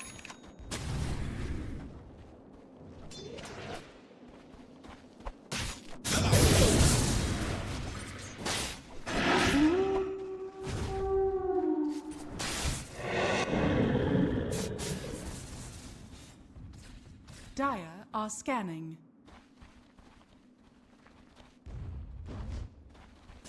Dire's middle tower is under attack. 我哪里猜了呀？不要睁着眼睛乱说好吗？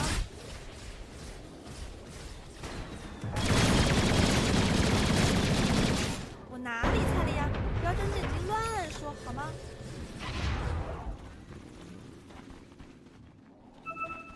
Radiant are scanning.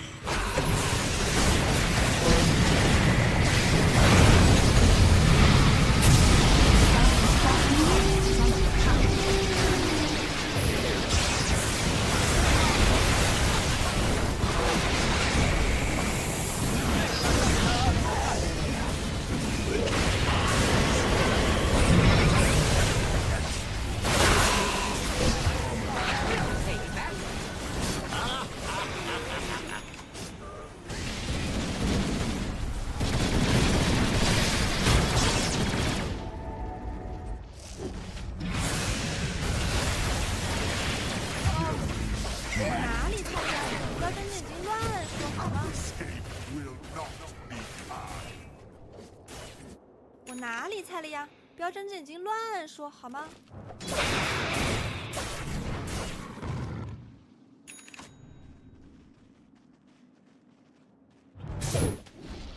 Radiant's bottom tower is under attack.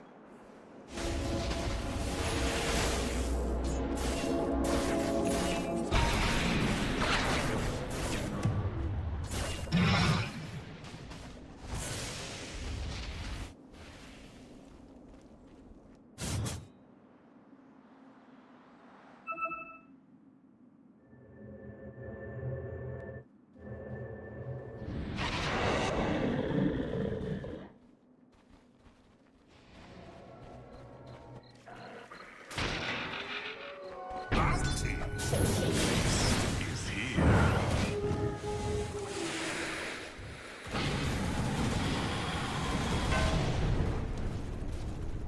Dire are scanning.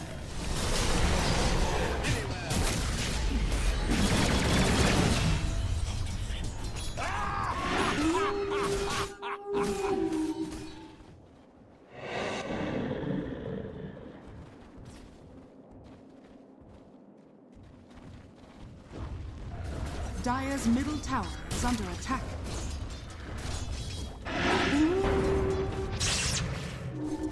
我哪里猜了呀？不要睁着眼睛乱说好吗？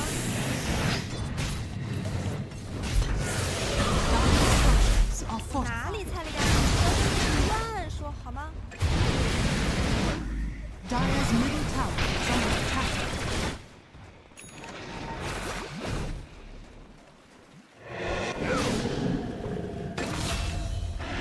Keep your feet on the...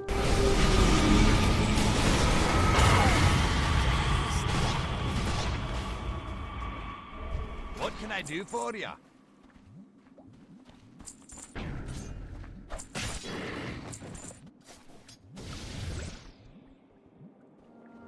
See you soon.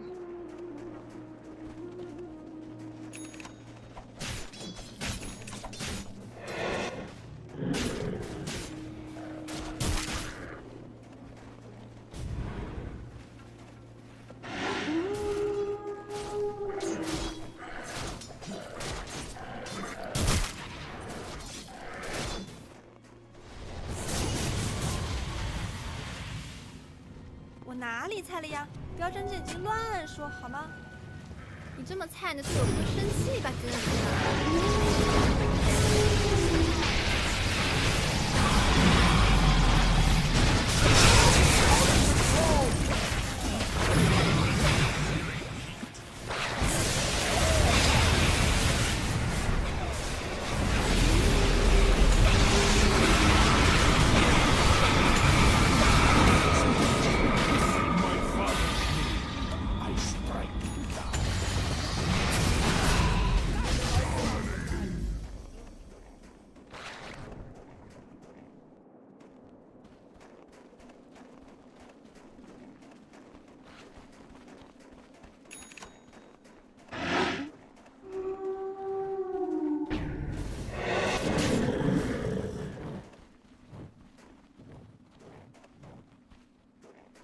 Radiant's middle tower is under attack.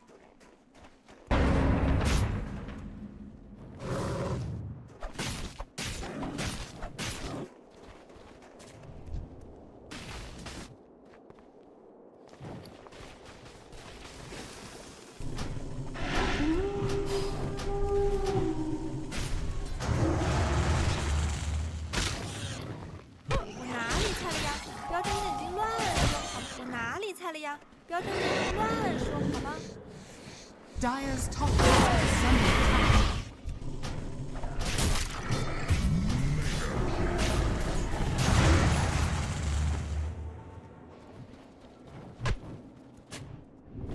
Radiant's bottom tower is under attack. Dire's middle tower is under attack.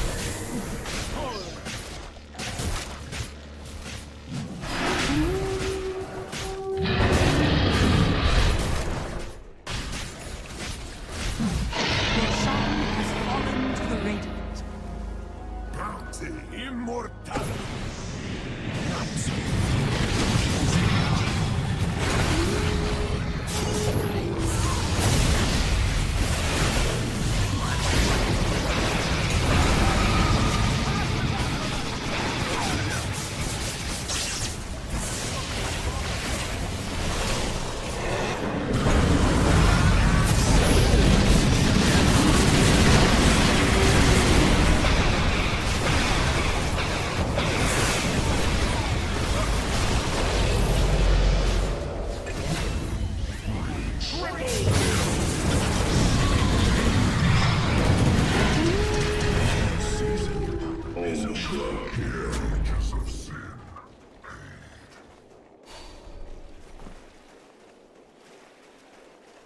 “我哪里猜了呀？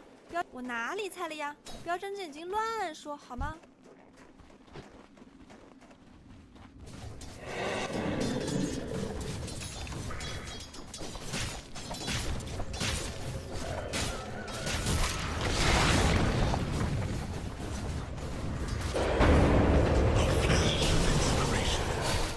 Dire's top tower is under attack.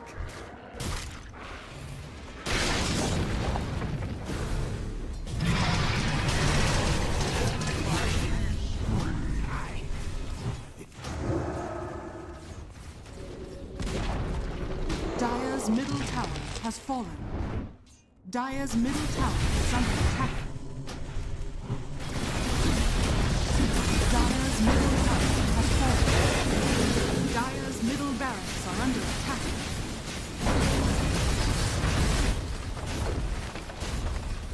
我哪里菜了呀？我哪里菜了呀？ Dire's middle 标针 barracks 已经 has 乱了。 fallen. Dire's top barracks are under attack.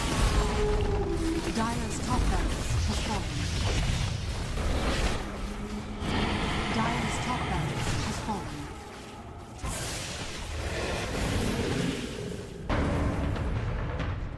You got my attention. Fortune's changed.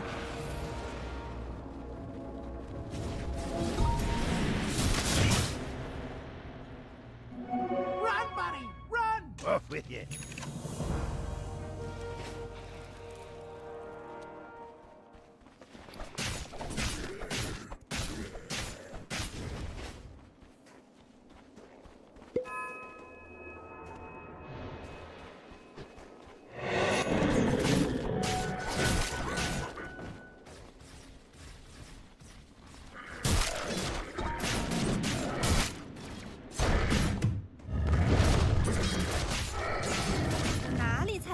不要真正已经乱说好吗？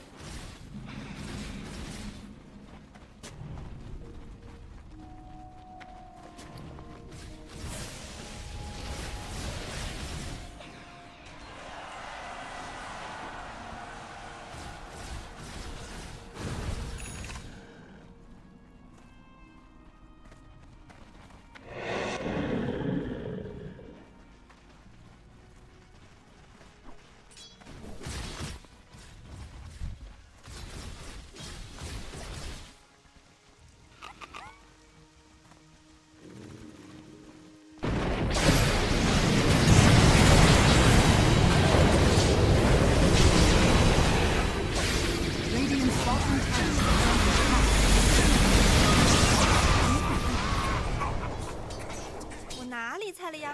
不要睁着眼睛乱说好吗？ Dire's bottom tower is under attack. Dire's structures are fortified.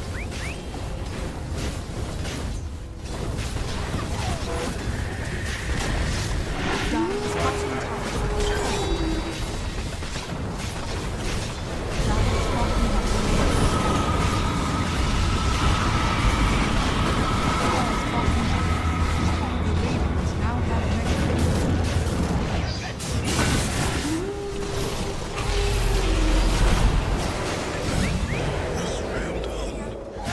乱说好吗？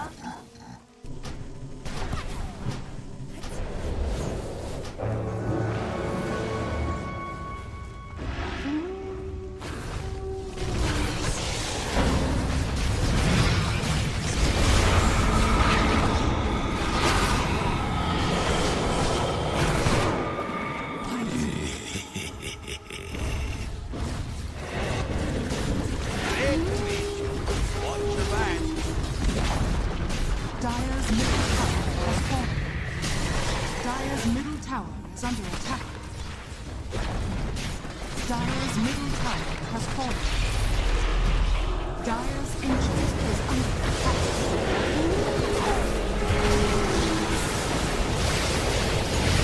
Radiant victory.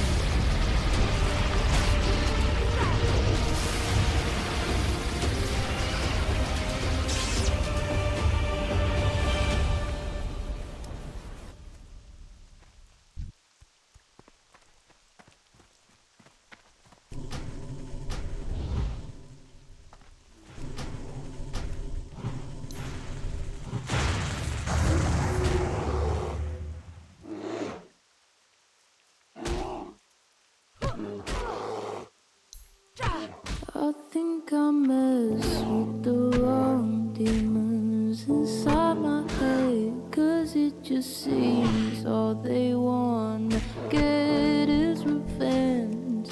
Our people be the death of me. They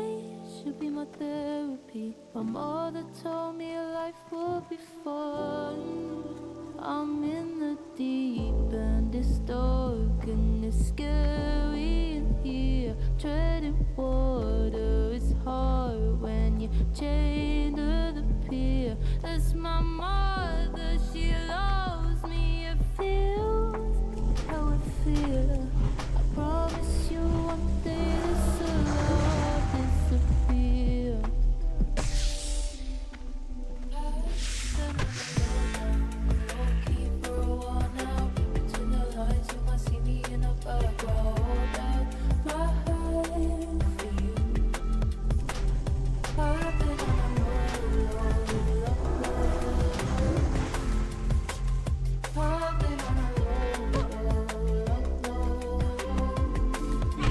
Give me a soul that's designed to enlighten my mind. Consequences are fine as long as I'm high. With the needle, it feeds me. I get what I want. Stumbled on the place I belong. That's just a moment in time, but the feeling will end. I'm a train wreck. My friends say I'm a beautiful What can I do for you? mess, but they lie all the time and they swear they know best. They don't feel the weight of the world on their chest. Been on a low down, low key for a while now. Between the lines, you might see me in a black rolled out my head. See you soon. I've been on a low, low, low, low, low. I've been on a low, low, low, low, low.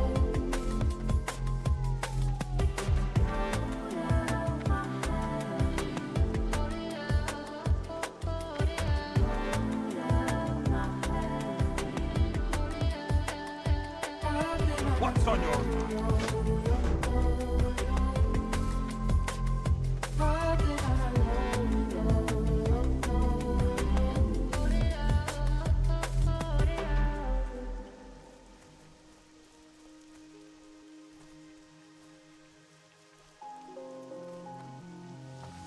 Flashing lights.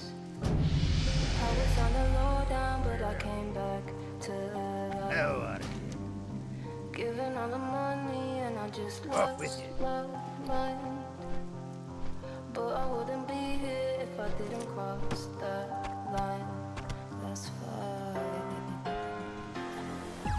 I'm not gonna roll up in the Benz, leaning out the windows round my ends. You can have the champagne, I'll be on a rampage, chilling in the local with my friends. I'm not gonna roll up in the Benz. It's never been about how much I spend. You can have the champagne, I'll be on a rampage, lost in the local with my friends.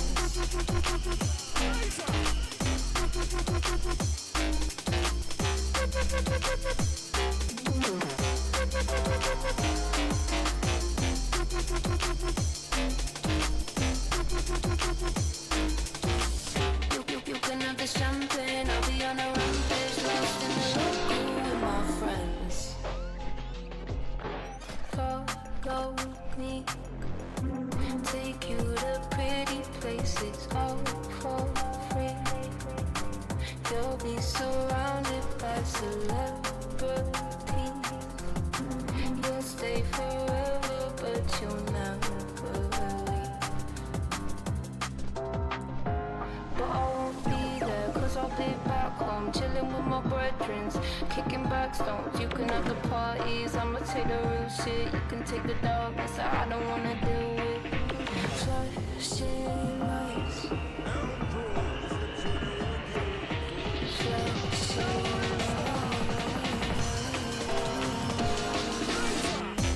I'm not gonna roll up in the Benz, leaning out the windows round my ends. You can have the champagne, I'll be on a rampage, chilling in the local with my friends. I'm not gonna roll up in the Benz. It's never been about how much I spend. You can have the champagne, I'll be on a rampage, lost in the local.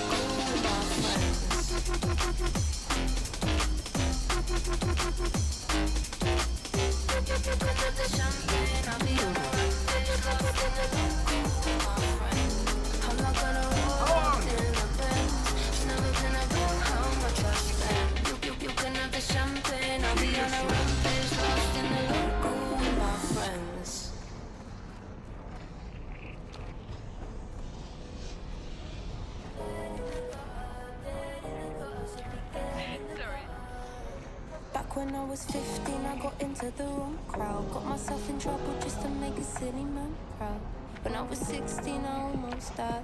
Swear my mum watched my life flash behind her eyes. When I was 17, I relapsed like 10 times. And the last one led me on a downward spiral. 18, picking up the drink. Felt kinda nice cause I didn't like the thing. 19, lockdown hit. Everything around me, it all went to shit. Then I turned 20. When did I turn 20? How the fuck am I 20? Like what? I should be dead and I got up by now. Should be 6 feet under, don't know how I swerved the corner. I should be dead and I got up by now. Should be 6 feet under, don't know how I swerved the corner. Now I'm 22, haven't got a clue. I got a chip on my shoulder, I think that is cool. No one's gonna fuck with the girl that breaks all the rules. No one gives a fuck cause we're all replaceable. I'm just such a hypocrite, don't know how I live with it. Told my brother not to smoke, I'm the one who hasn't quit. Really, I'm just winging it, hoping it don't go to shit. Hoping I can find a place where I fit. I should be dead and I got up by now. Should be 6 feet under, don't know how I swerved the corner.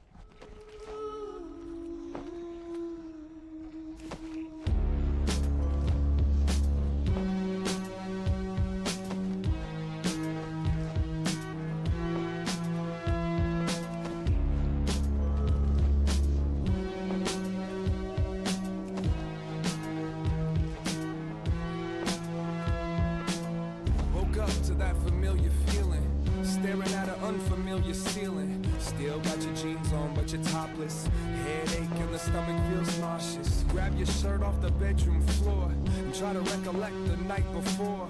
How'd you get from the bar to this mattress? And when you got here, then what happened? Where's the who that lives here in this house? Wanna figure out how'd you get here? But the thought got cut by nature. Find a bathroom, the gut got anger. Here it comes, can't avoid it. Ain't the first time throwing up in a strange toilet. Anyone else would leave, but you crawl back to the bed and fell back asleep. All we need is speakers. Come and party with us. Take care of you when you're passed out. Right there with you in your glass house. All we need is speakers. Come and party with us. Take care of you when you're passed out. Right there with you in your glass house. Woke up all alone with no friends, but you had to throw up again. Choke up the tears and the spit. Grab some tissue to wipe off your lips. And everything still spins. And then the chills begin. And then the God please kill me right now hits. And you still don't know whose house this is. In between leftover dry heaves, you try to check out your timepiece. And you should call your job, but first you gotta turn this hangover off. You dream that it's just a dream until the phone in your pocket starts to scream. Shut it down, don't wanna hear a sound. Heavy is the head that wears that crown. Now, all we need is speakers. Come and party with us. Take care of you when you're passed out. Right there with you in your glass house. All we need is speakers. Come and party with us. Take care of you when you're passed out. Right there with you in your glass house. Hangover ain't a strong enough word. It don't describe what just occurred. Looking at a phone full of missed calls. Probably all the people that you pissed off. Everything seems so sour. So you force yourself into the shower. Standing up brings out the stars. And the whole bathroom smells just like a dive bar. Can't do it, better sit and let the tub be the catcher's mitt. Lay down, face down. Thank God whoever lives here ain't around. Now what you need is silence, and you don't want no one to see you like this. Maybe you don't recognize it, but this is your home, this is where your life lives. All we need is speakers, come and party with us. Take care of you when you're passed out, right there with you in your glass house. All we need is speakers, come and party with us. Take care of you when you're passed out, right there with you in your glass house.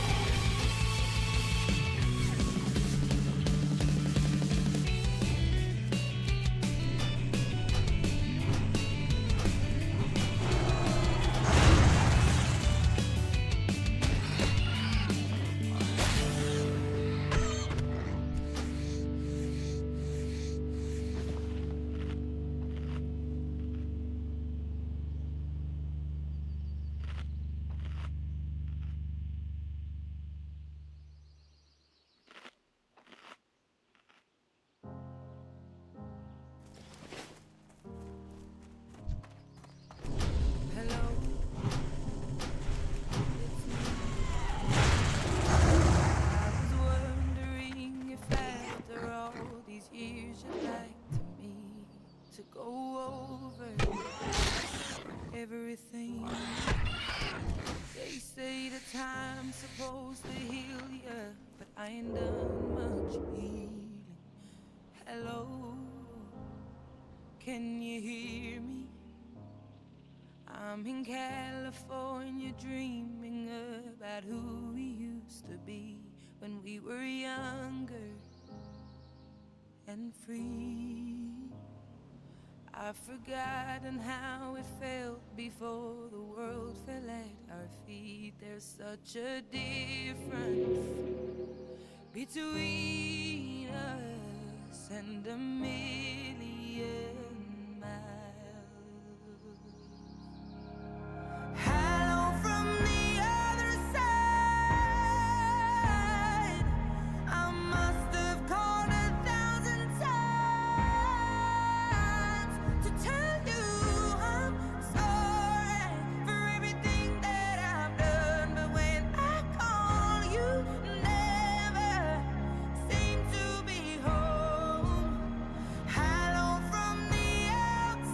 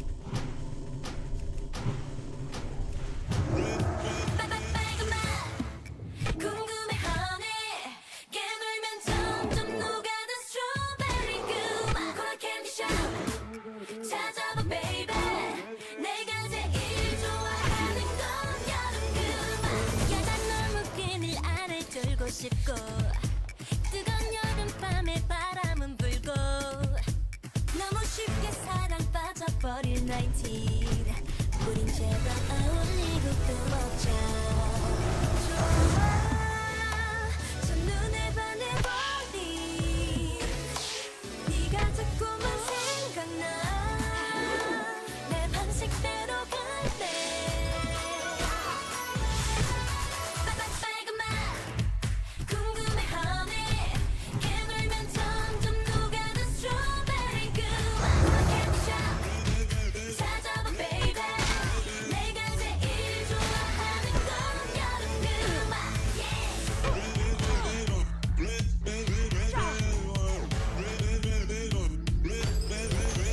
일곱 개의 무지개빛 문을 열어 너의 세상은 짜릿해 멋있어 태양보다 빨간 네 사랑의 색깔 내가 까줄래 내 멋대로 할래 날 봐 넌 뭘 생각하는데 오늘 뭘 할 수 있을까 내 맘대로 상상해 빨간맛 궁금해 honey 깨물면 점점 녹아든 스트로베리 그만 찾아봐 baby 내가 제일 좋아하는 건 여름 그만 복숭아 주스랑 sour mix 무 내게 주고픈 칵테일을 brew 기스기탱 호감의 상상 그 이상 기분 up and back but you wanna dance like this 보자보자 좋아해요 솔직히 긴장이라면 뚜뚜 사랑에 빠져 그냥 우리 랩 말 안 해도 알아주면 안 돼 내 맘은 더 커져가는데 다 흘려버린 아이스크림 같이 이러다 녹을지 몰라 그러니 말해 그러니 말해 너의 색깔로 날 물들여줘 번진하게 강렬하게 궁금해 honey 점점 녹아든 스트로베리 찾아봐 baby 내가 제일 좋아하는 건 여름 그만 내가 제일 좋아하는 건 여름에 너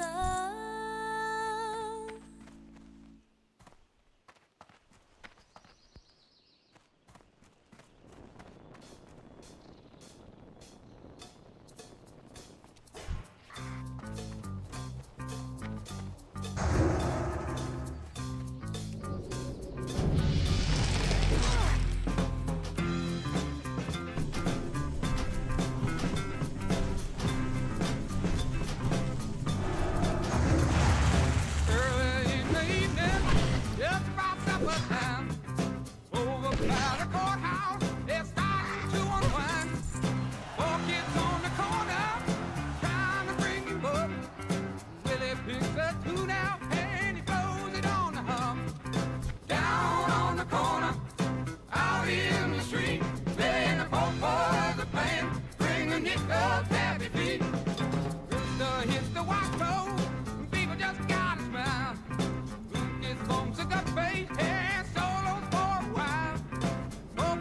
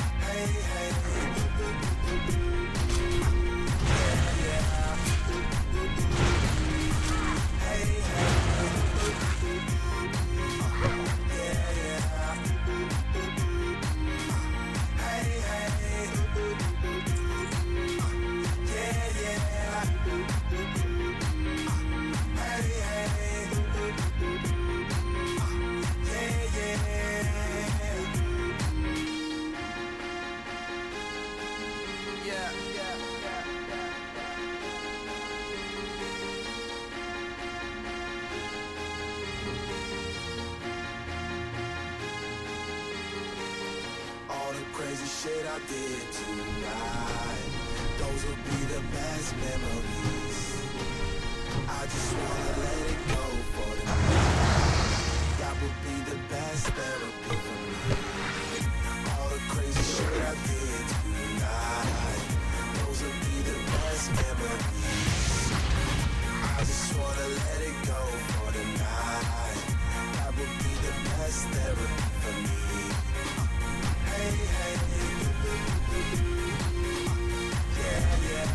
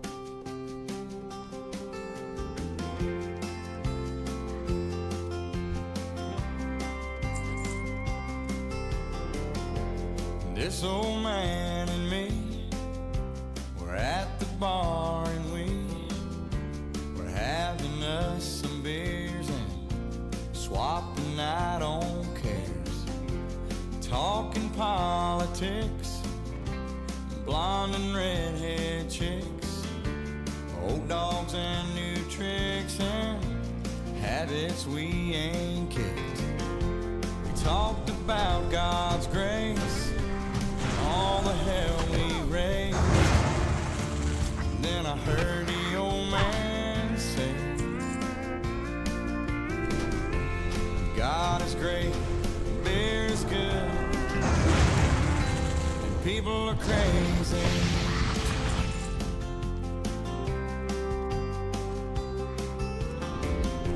He said I fought 2 wars, been married and divorced. What brings you to Ohio? He said, damn if I know. We talked an hour or 2 about every girl we knew, what all we put them through, like 2 old boys will do. We pondered life and death. He lit a cigarette, said these damn things will kill me. God is great, beer is good, and people are crazy. Last call is 2 a.m. I said goodbye to him. I never talked to him again.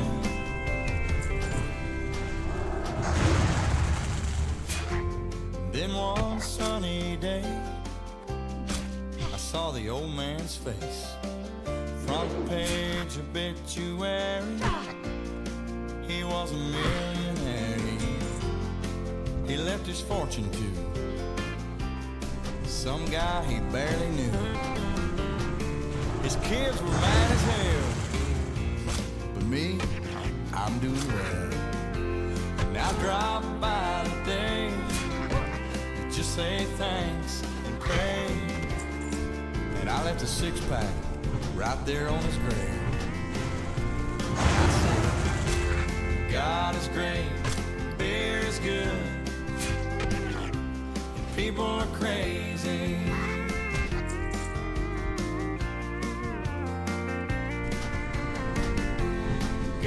great, beer is good, people are crazy.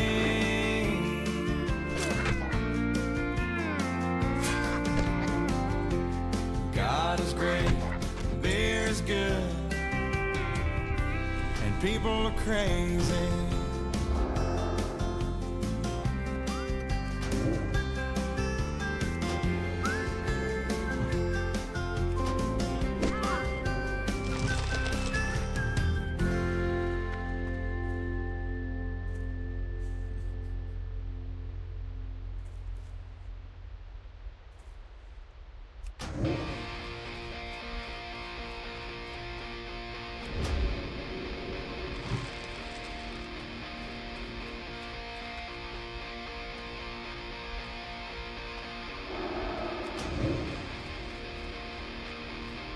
I can't stop screaming these words over again until breath is skipped and my chest caves in.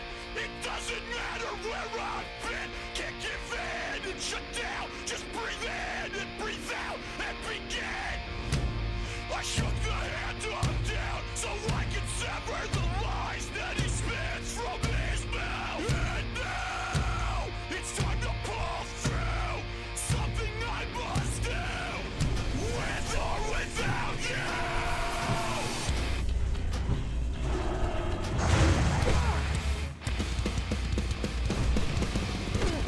I've been here one time, two times, and three times before. I don't want to wait after that knock upon my door. Every everything's all down, so I can't forget who I'm gonna go. Just watch my buildings fall.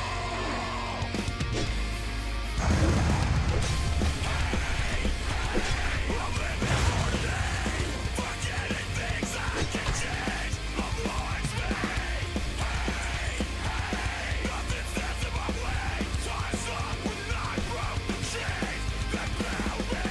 It all comes down to this: both truth and consequence. I need something more than an empty promise.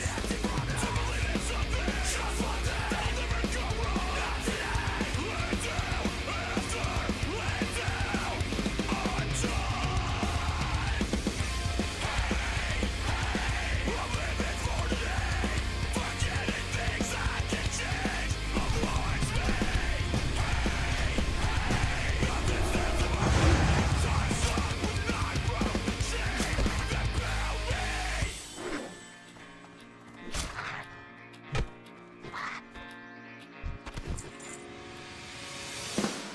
Kill the clock till the overhaul. You built a bomb inside my walls. Kill the clock till we're out of this. You build, now we're caught in the avalanche. Kill the clock till the overhaul. You built a bomb inside my walls. Kill the clock till we're out of this. You build, now we're caught in the avalanche.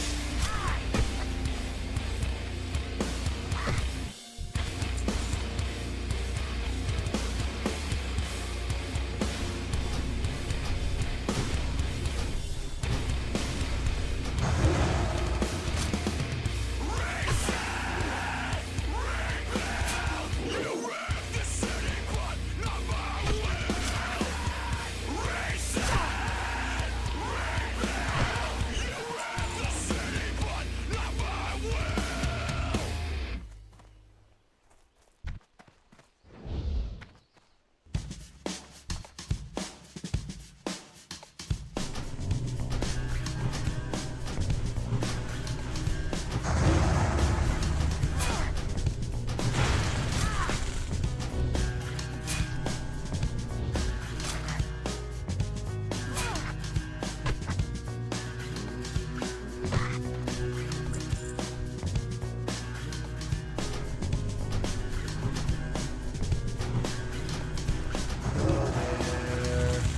The angel from my nightmare, the shadow in the background of a morgue, the unsuspecting victim.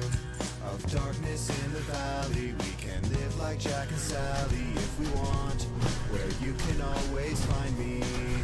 We'll have Halloween on Christmas, and in the night we'll wish this never ends. We'll wish this never ends.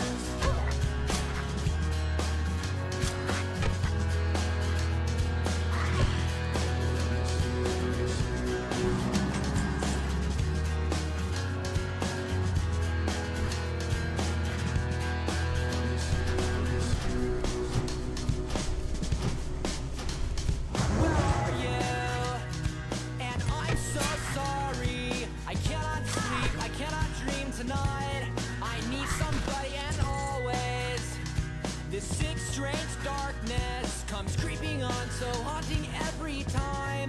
And as I stared, I counted the webs from all the spiders, catching things and eating their insides, like indecision to call you and hear your voice of treason. Will you come home and stop this pain tonight? Stop this pain tonight. Don't waste your time on me. You're already the voice inside my head. Don't waste your time on me. You're already the voice inside my head.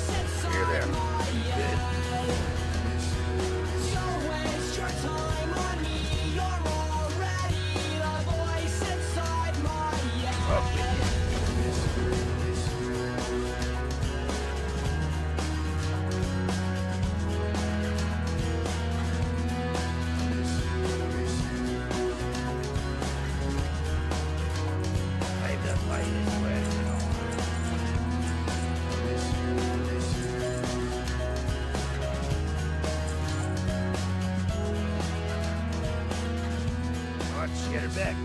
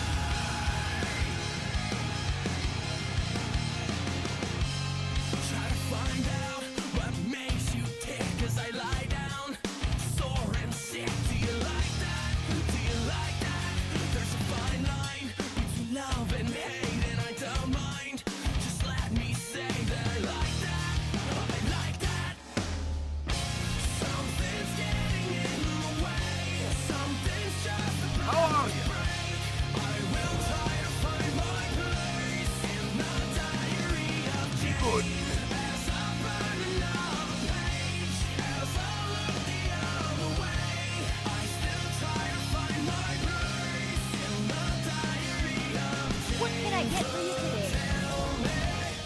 Are the finest wares in the land.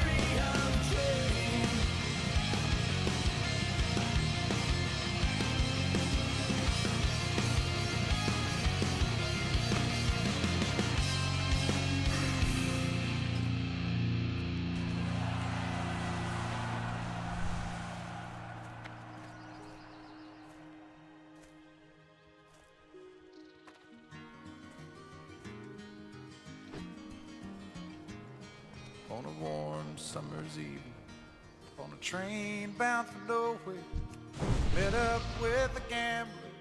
We were both too tired to sleep, so we took turns staring out the window at the darkness till boredom overtook us, and he began to speak.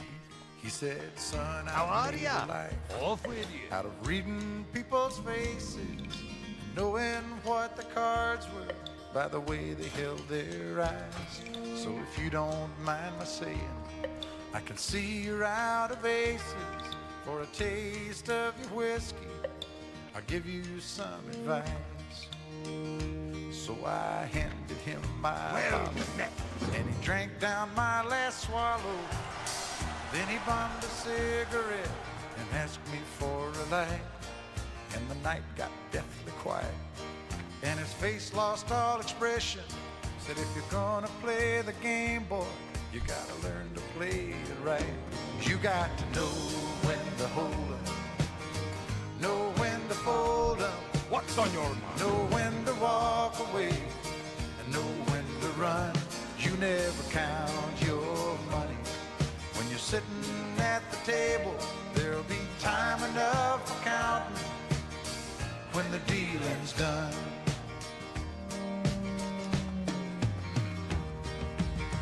Every gambler knows that the secret to surviving is knowing what to throw away, knowing what to keep. 'Cause every hand's a winner and every hand's a loser, and the best that you can hope for is to die in your sleep. And when he'd finished speaking, he turned back toward the window, crushed out his cigarette, faded off to sleep. And somewhere in the darkness, the gambler, he broke even. But in his final words, I found an ace that I could keep. You got to know when to hold 'em, know when to fold 'em, know when to walk away, and know when to run.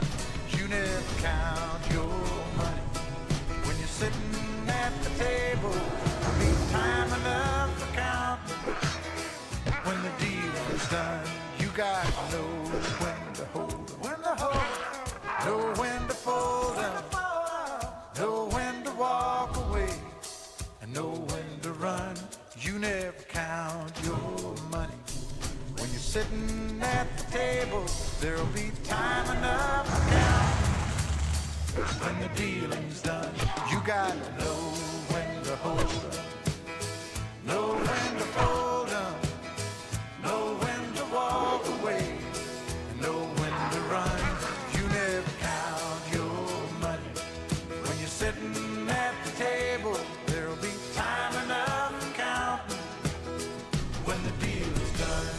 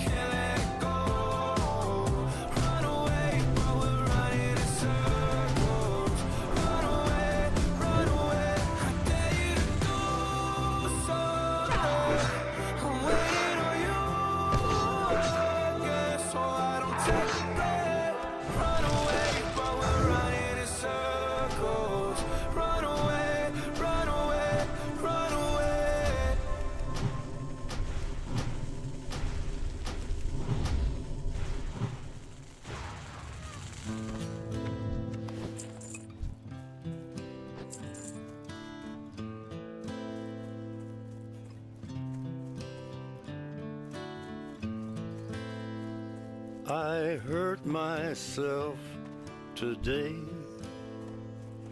to see if I still feel. I focus on the pain, the only thing that's real. The needle tears a hole, the old familiar sting. Try to kill it all away, but I remember everything. What have I become? My sweetest friend. Everyone I know goes away in the end, and you could have it all. My empire of dirt, I will let you down. I will make you hurt.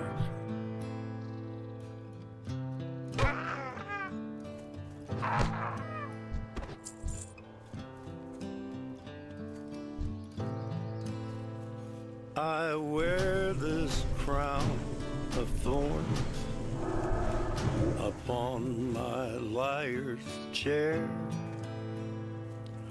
full of broken thoughts I cannot repair.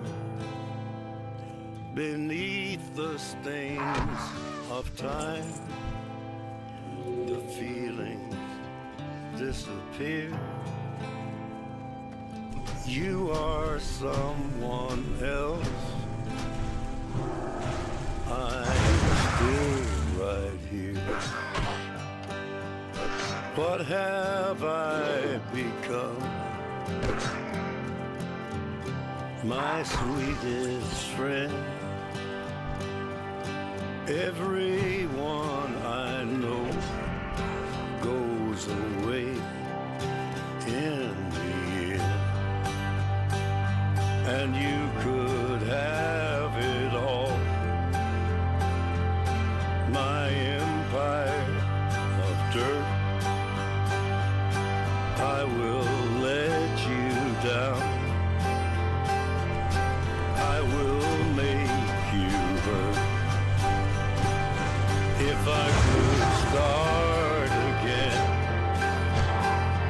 a million miles away, I would keep myself. I would find a way.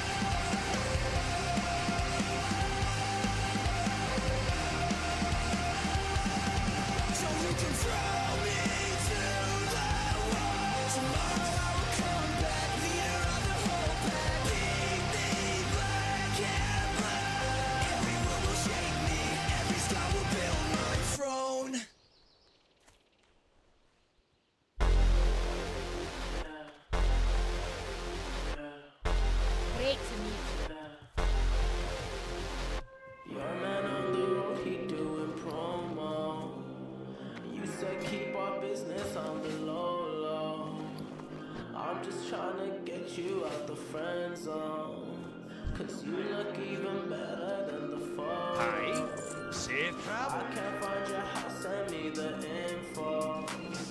Driving through the What can I do? Found out I was coming, sent your friends home. Keep on trying to hide it, but your friends know.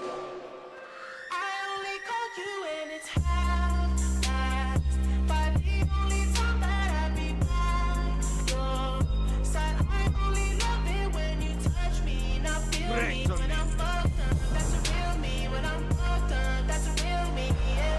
I only call you when it's half-past, but the only time I'd ever call you mine. I only love it when you touch me, not feel me when I'm fucked up. That's a real me when I'm fucked up. That's a real me, babe. I'ma let you know and keep it simple. Trying to keep it up don't seem so simple.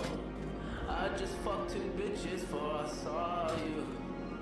And you gon' Can I have to get do for you it at today? my tempo. Always try to send me off to rehab. Watch your Just back. started feeling like it's decaf. I'm just trying to live life for the moment. And all these motherfuckers wanna realize.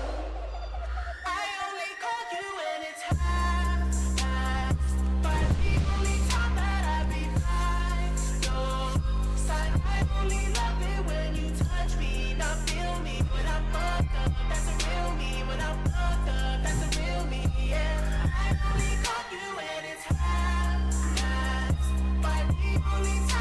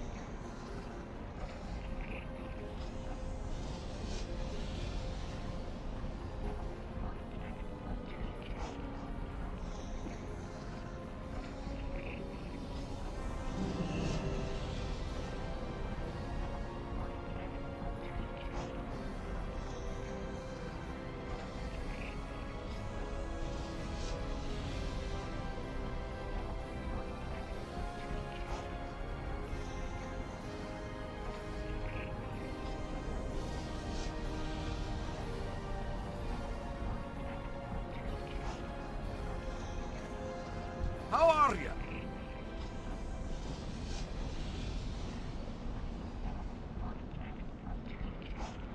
Be good.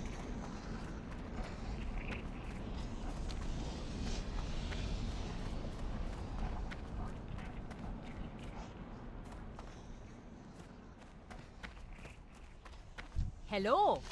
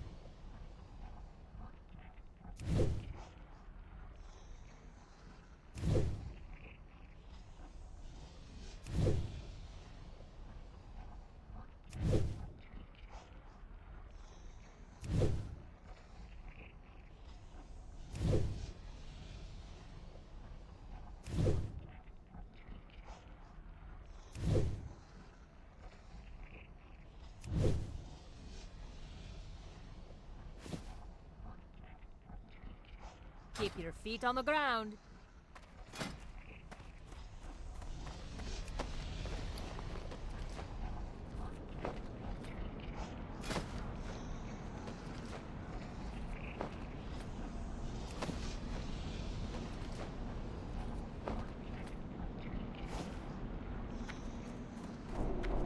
Aye.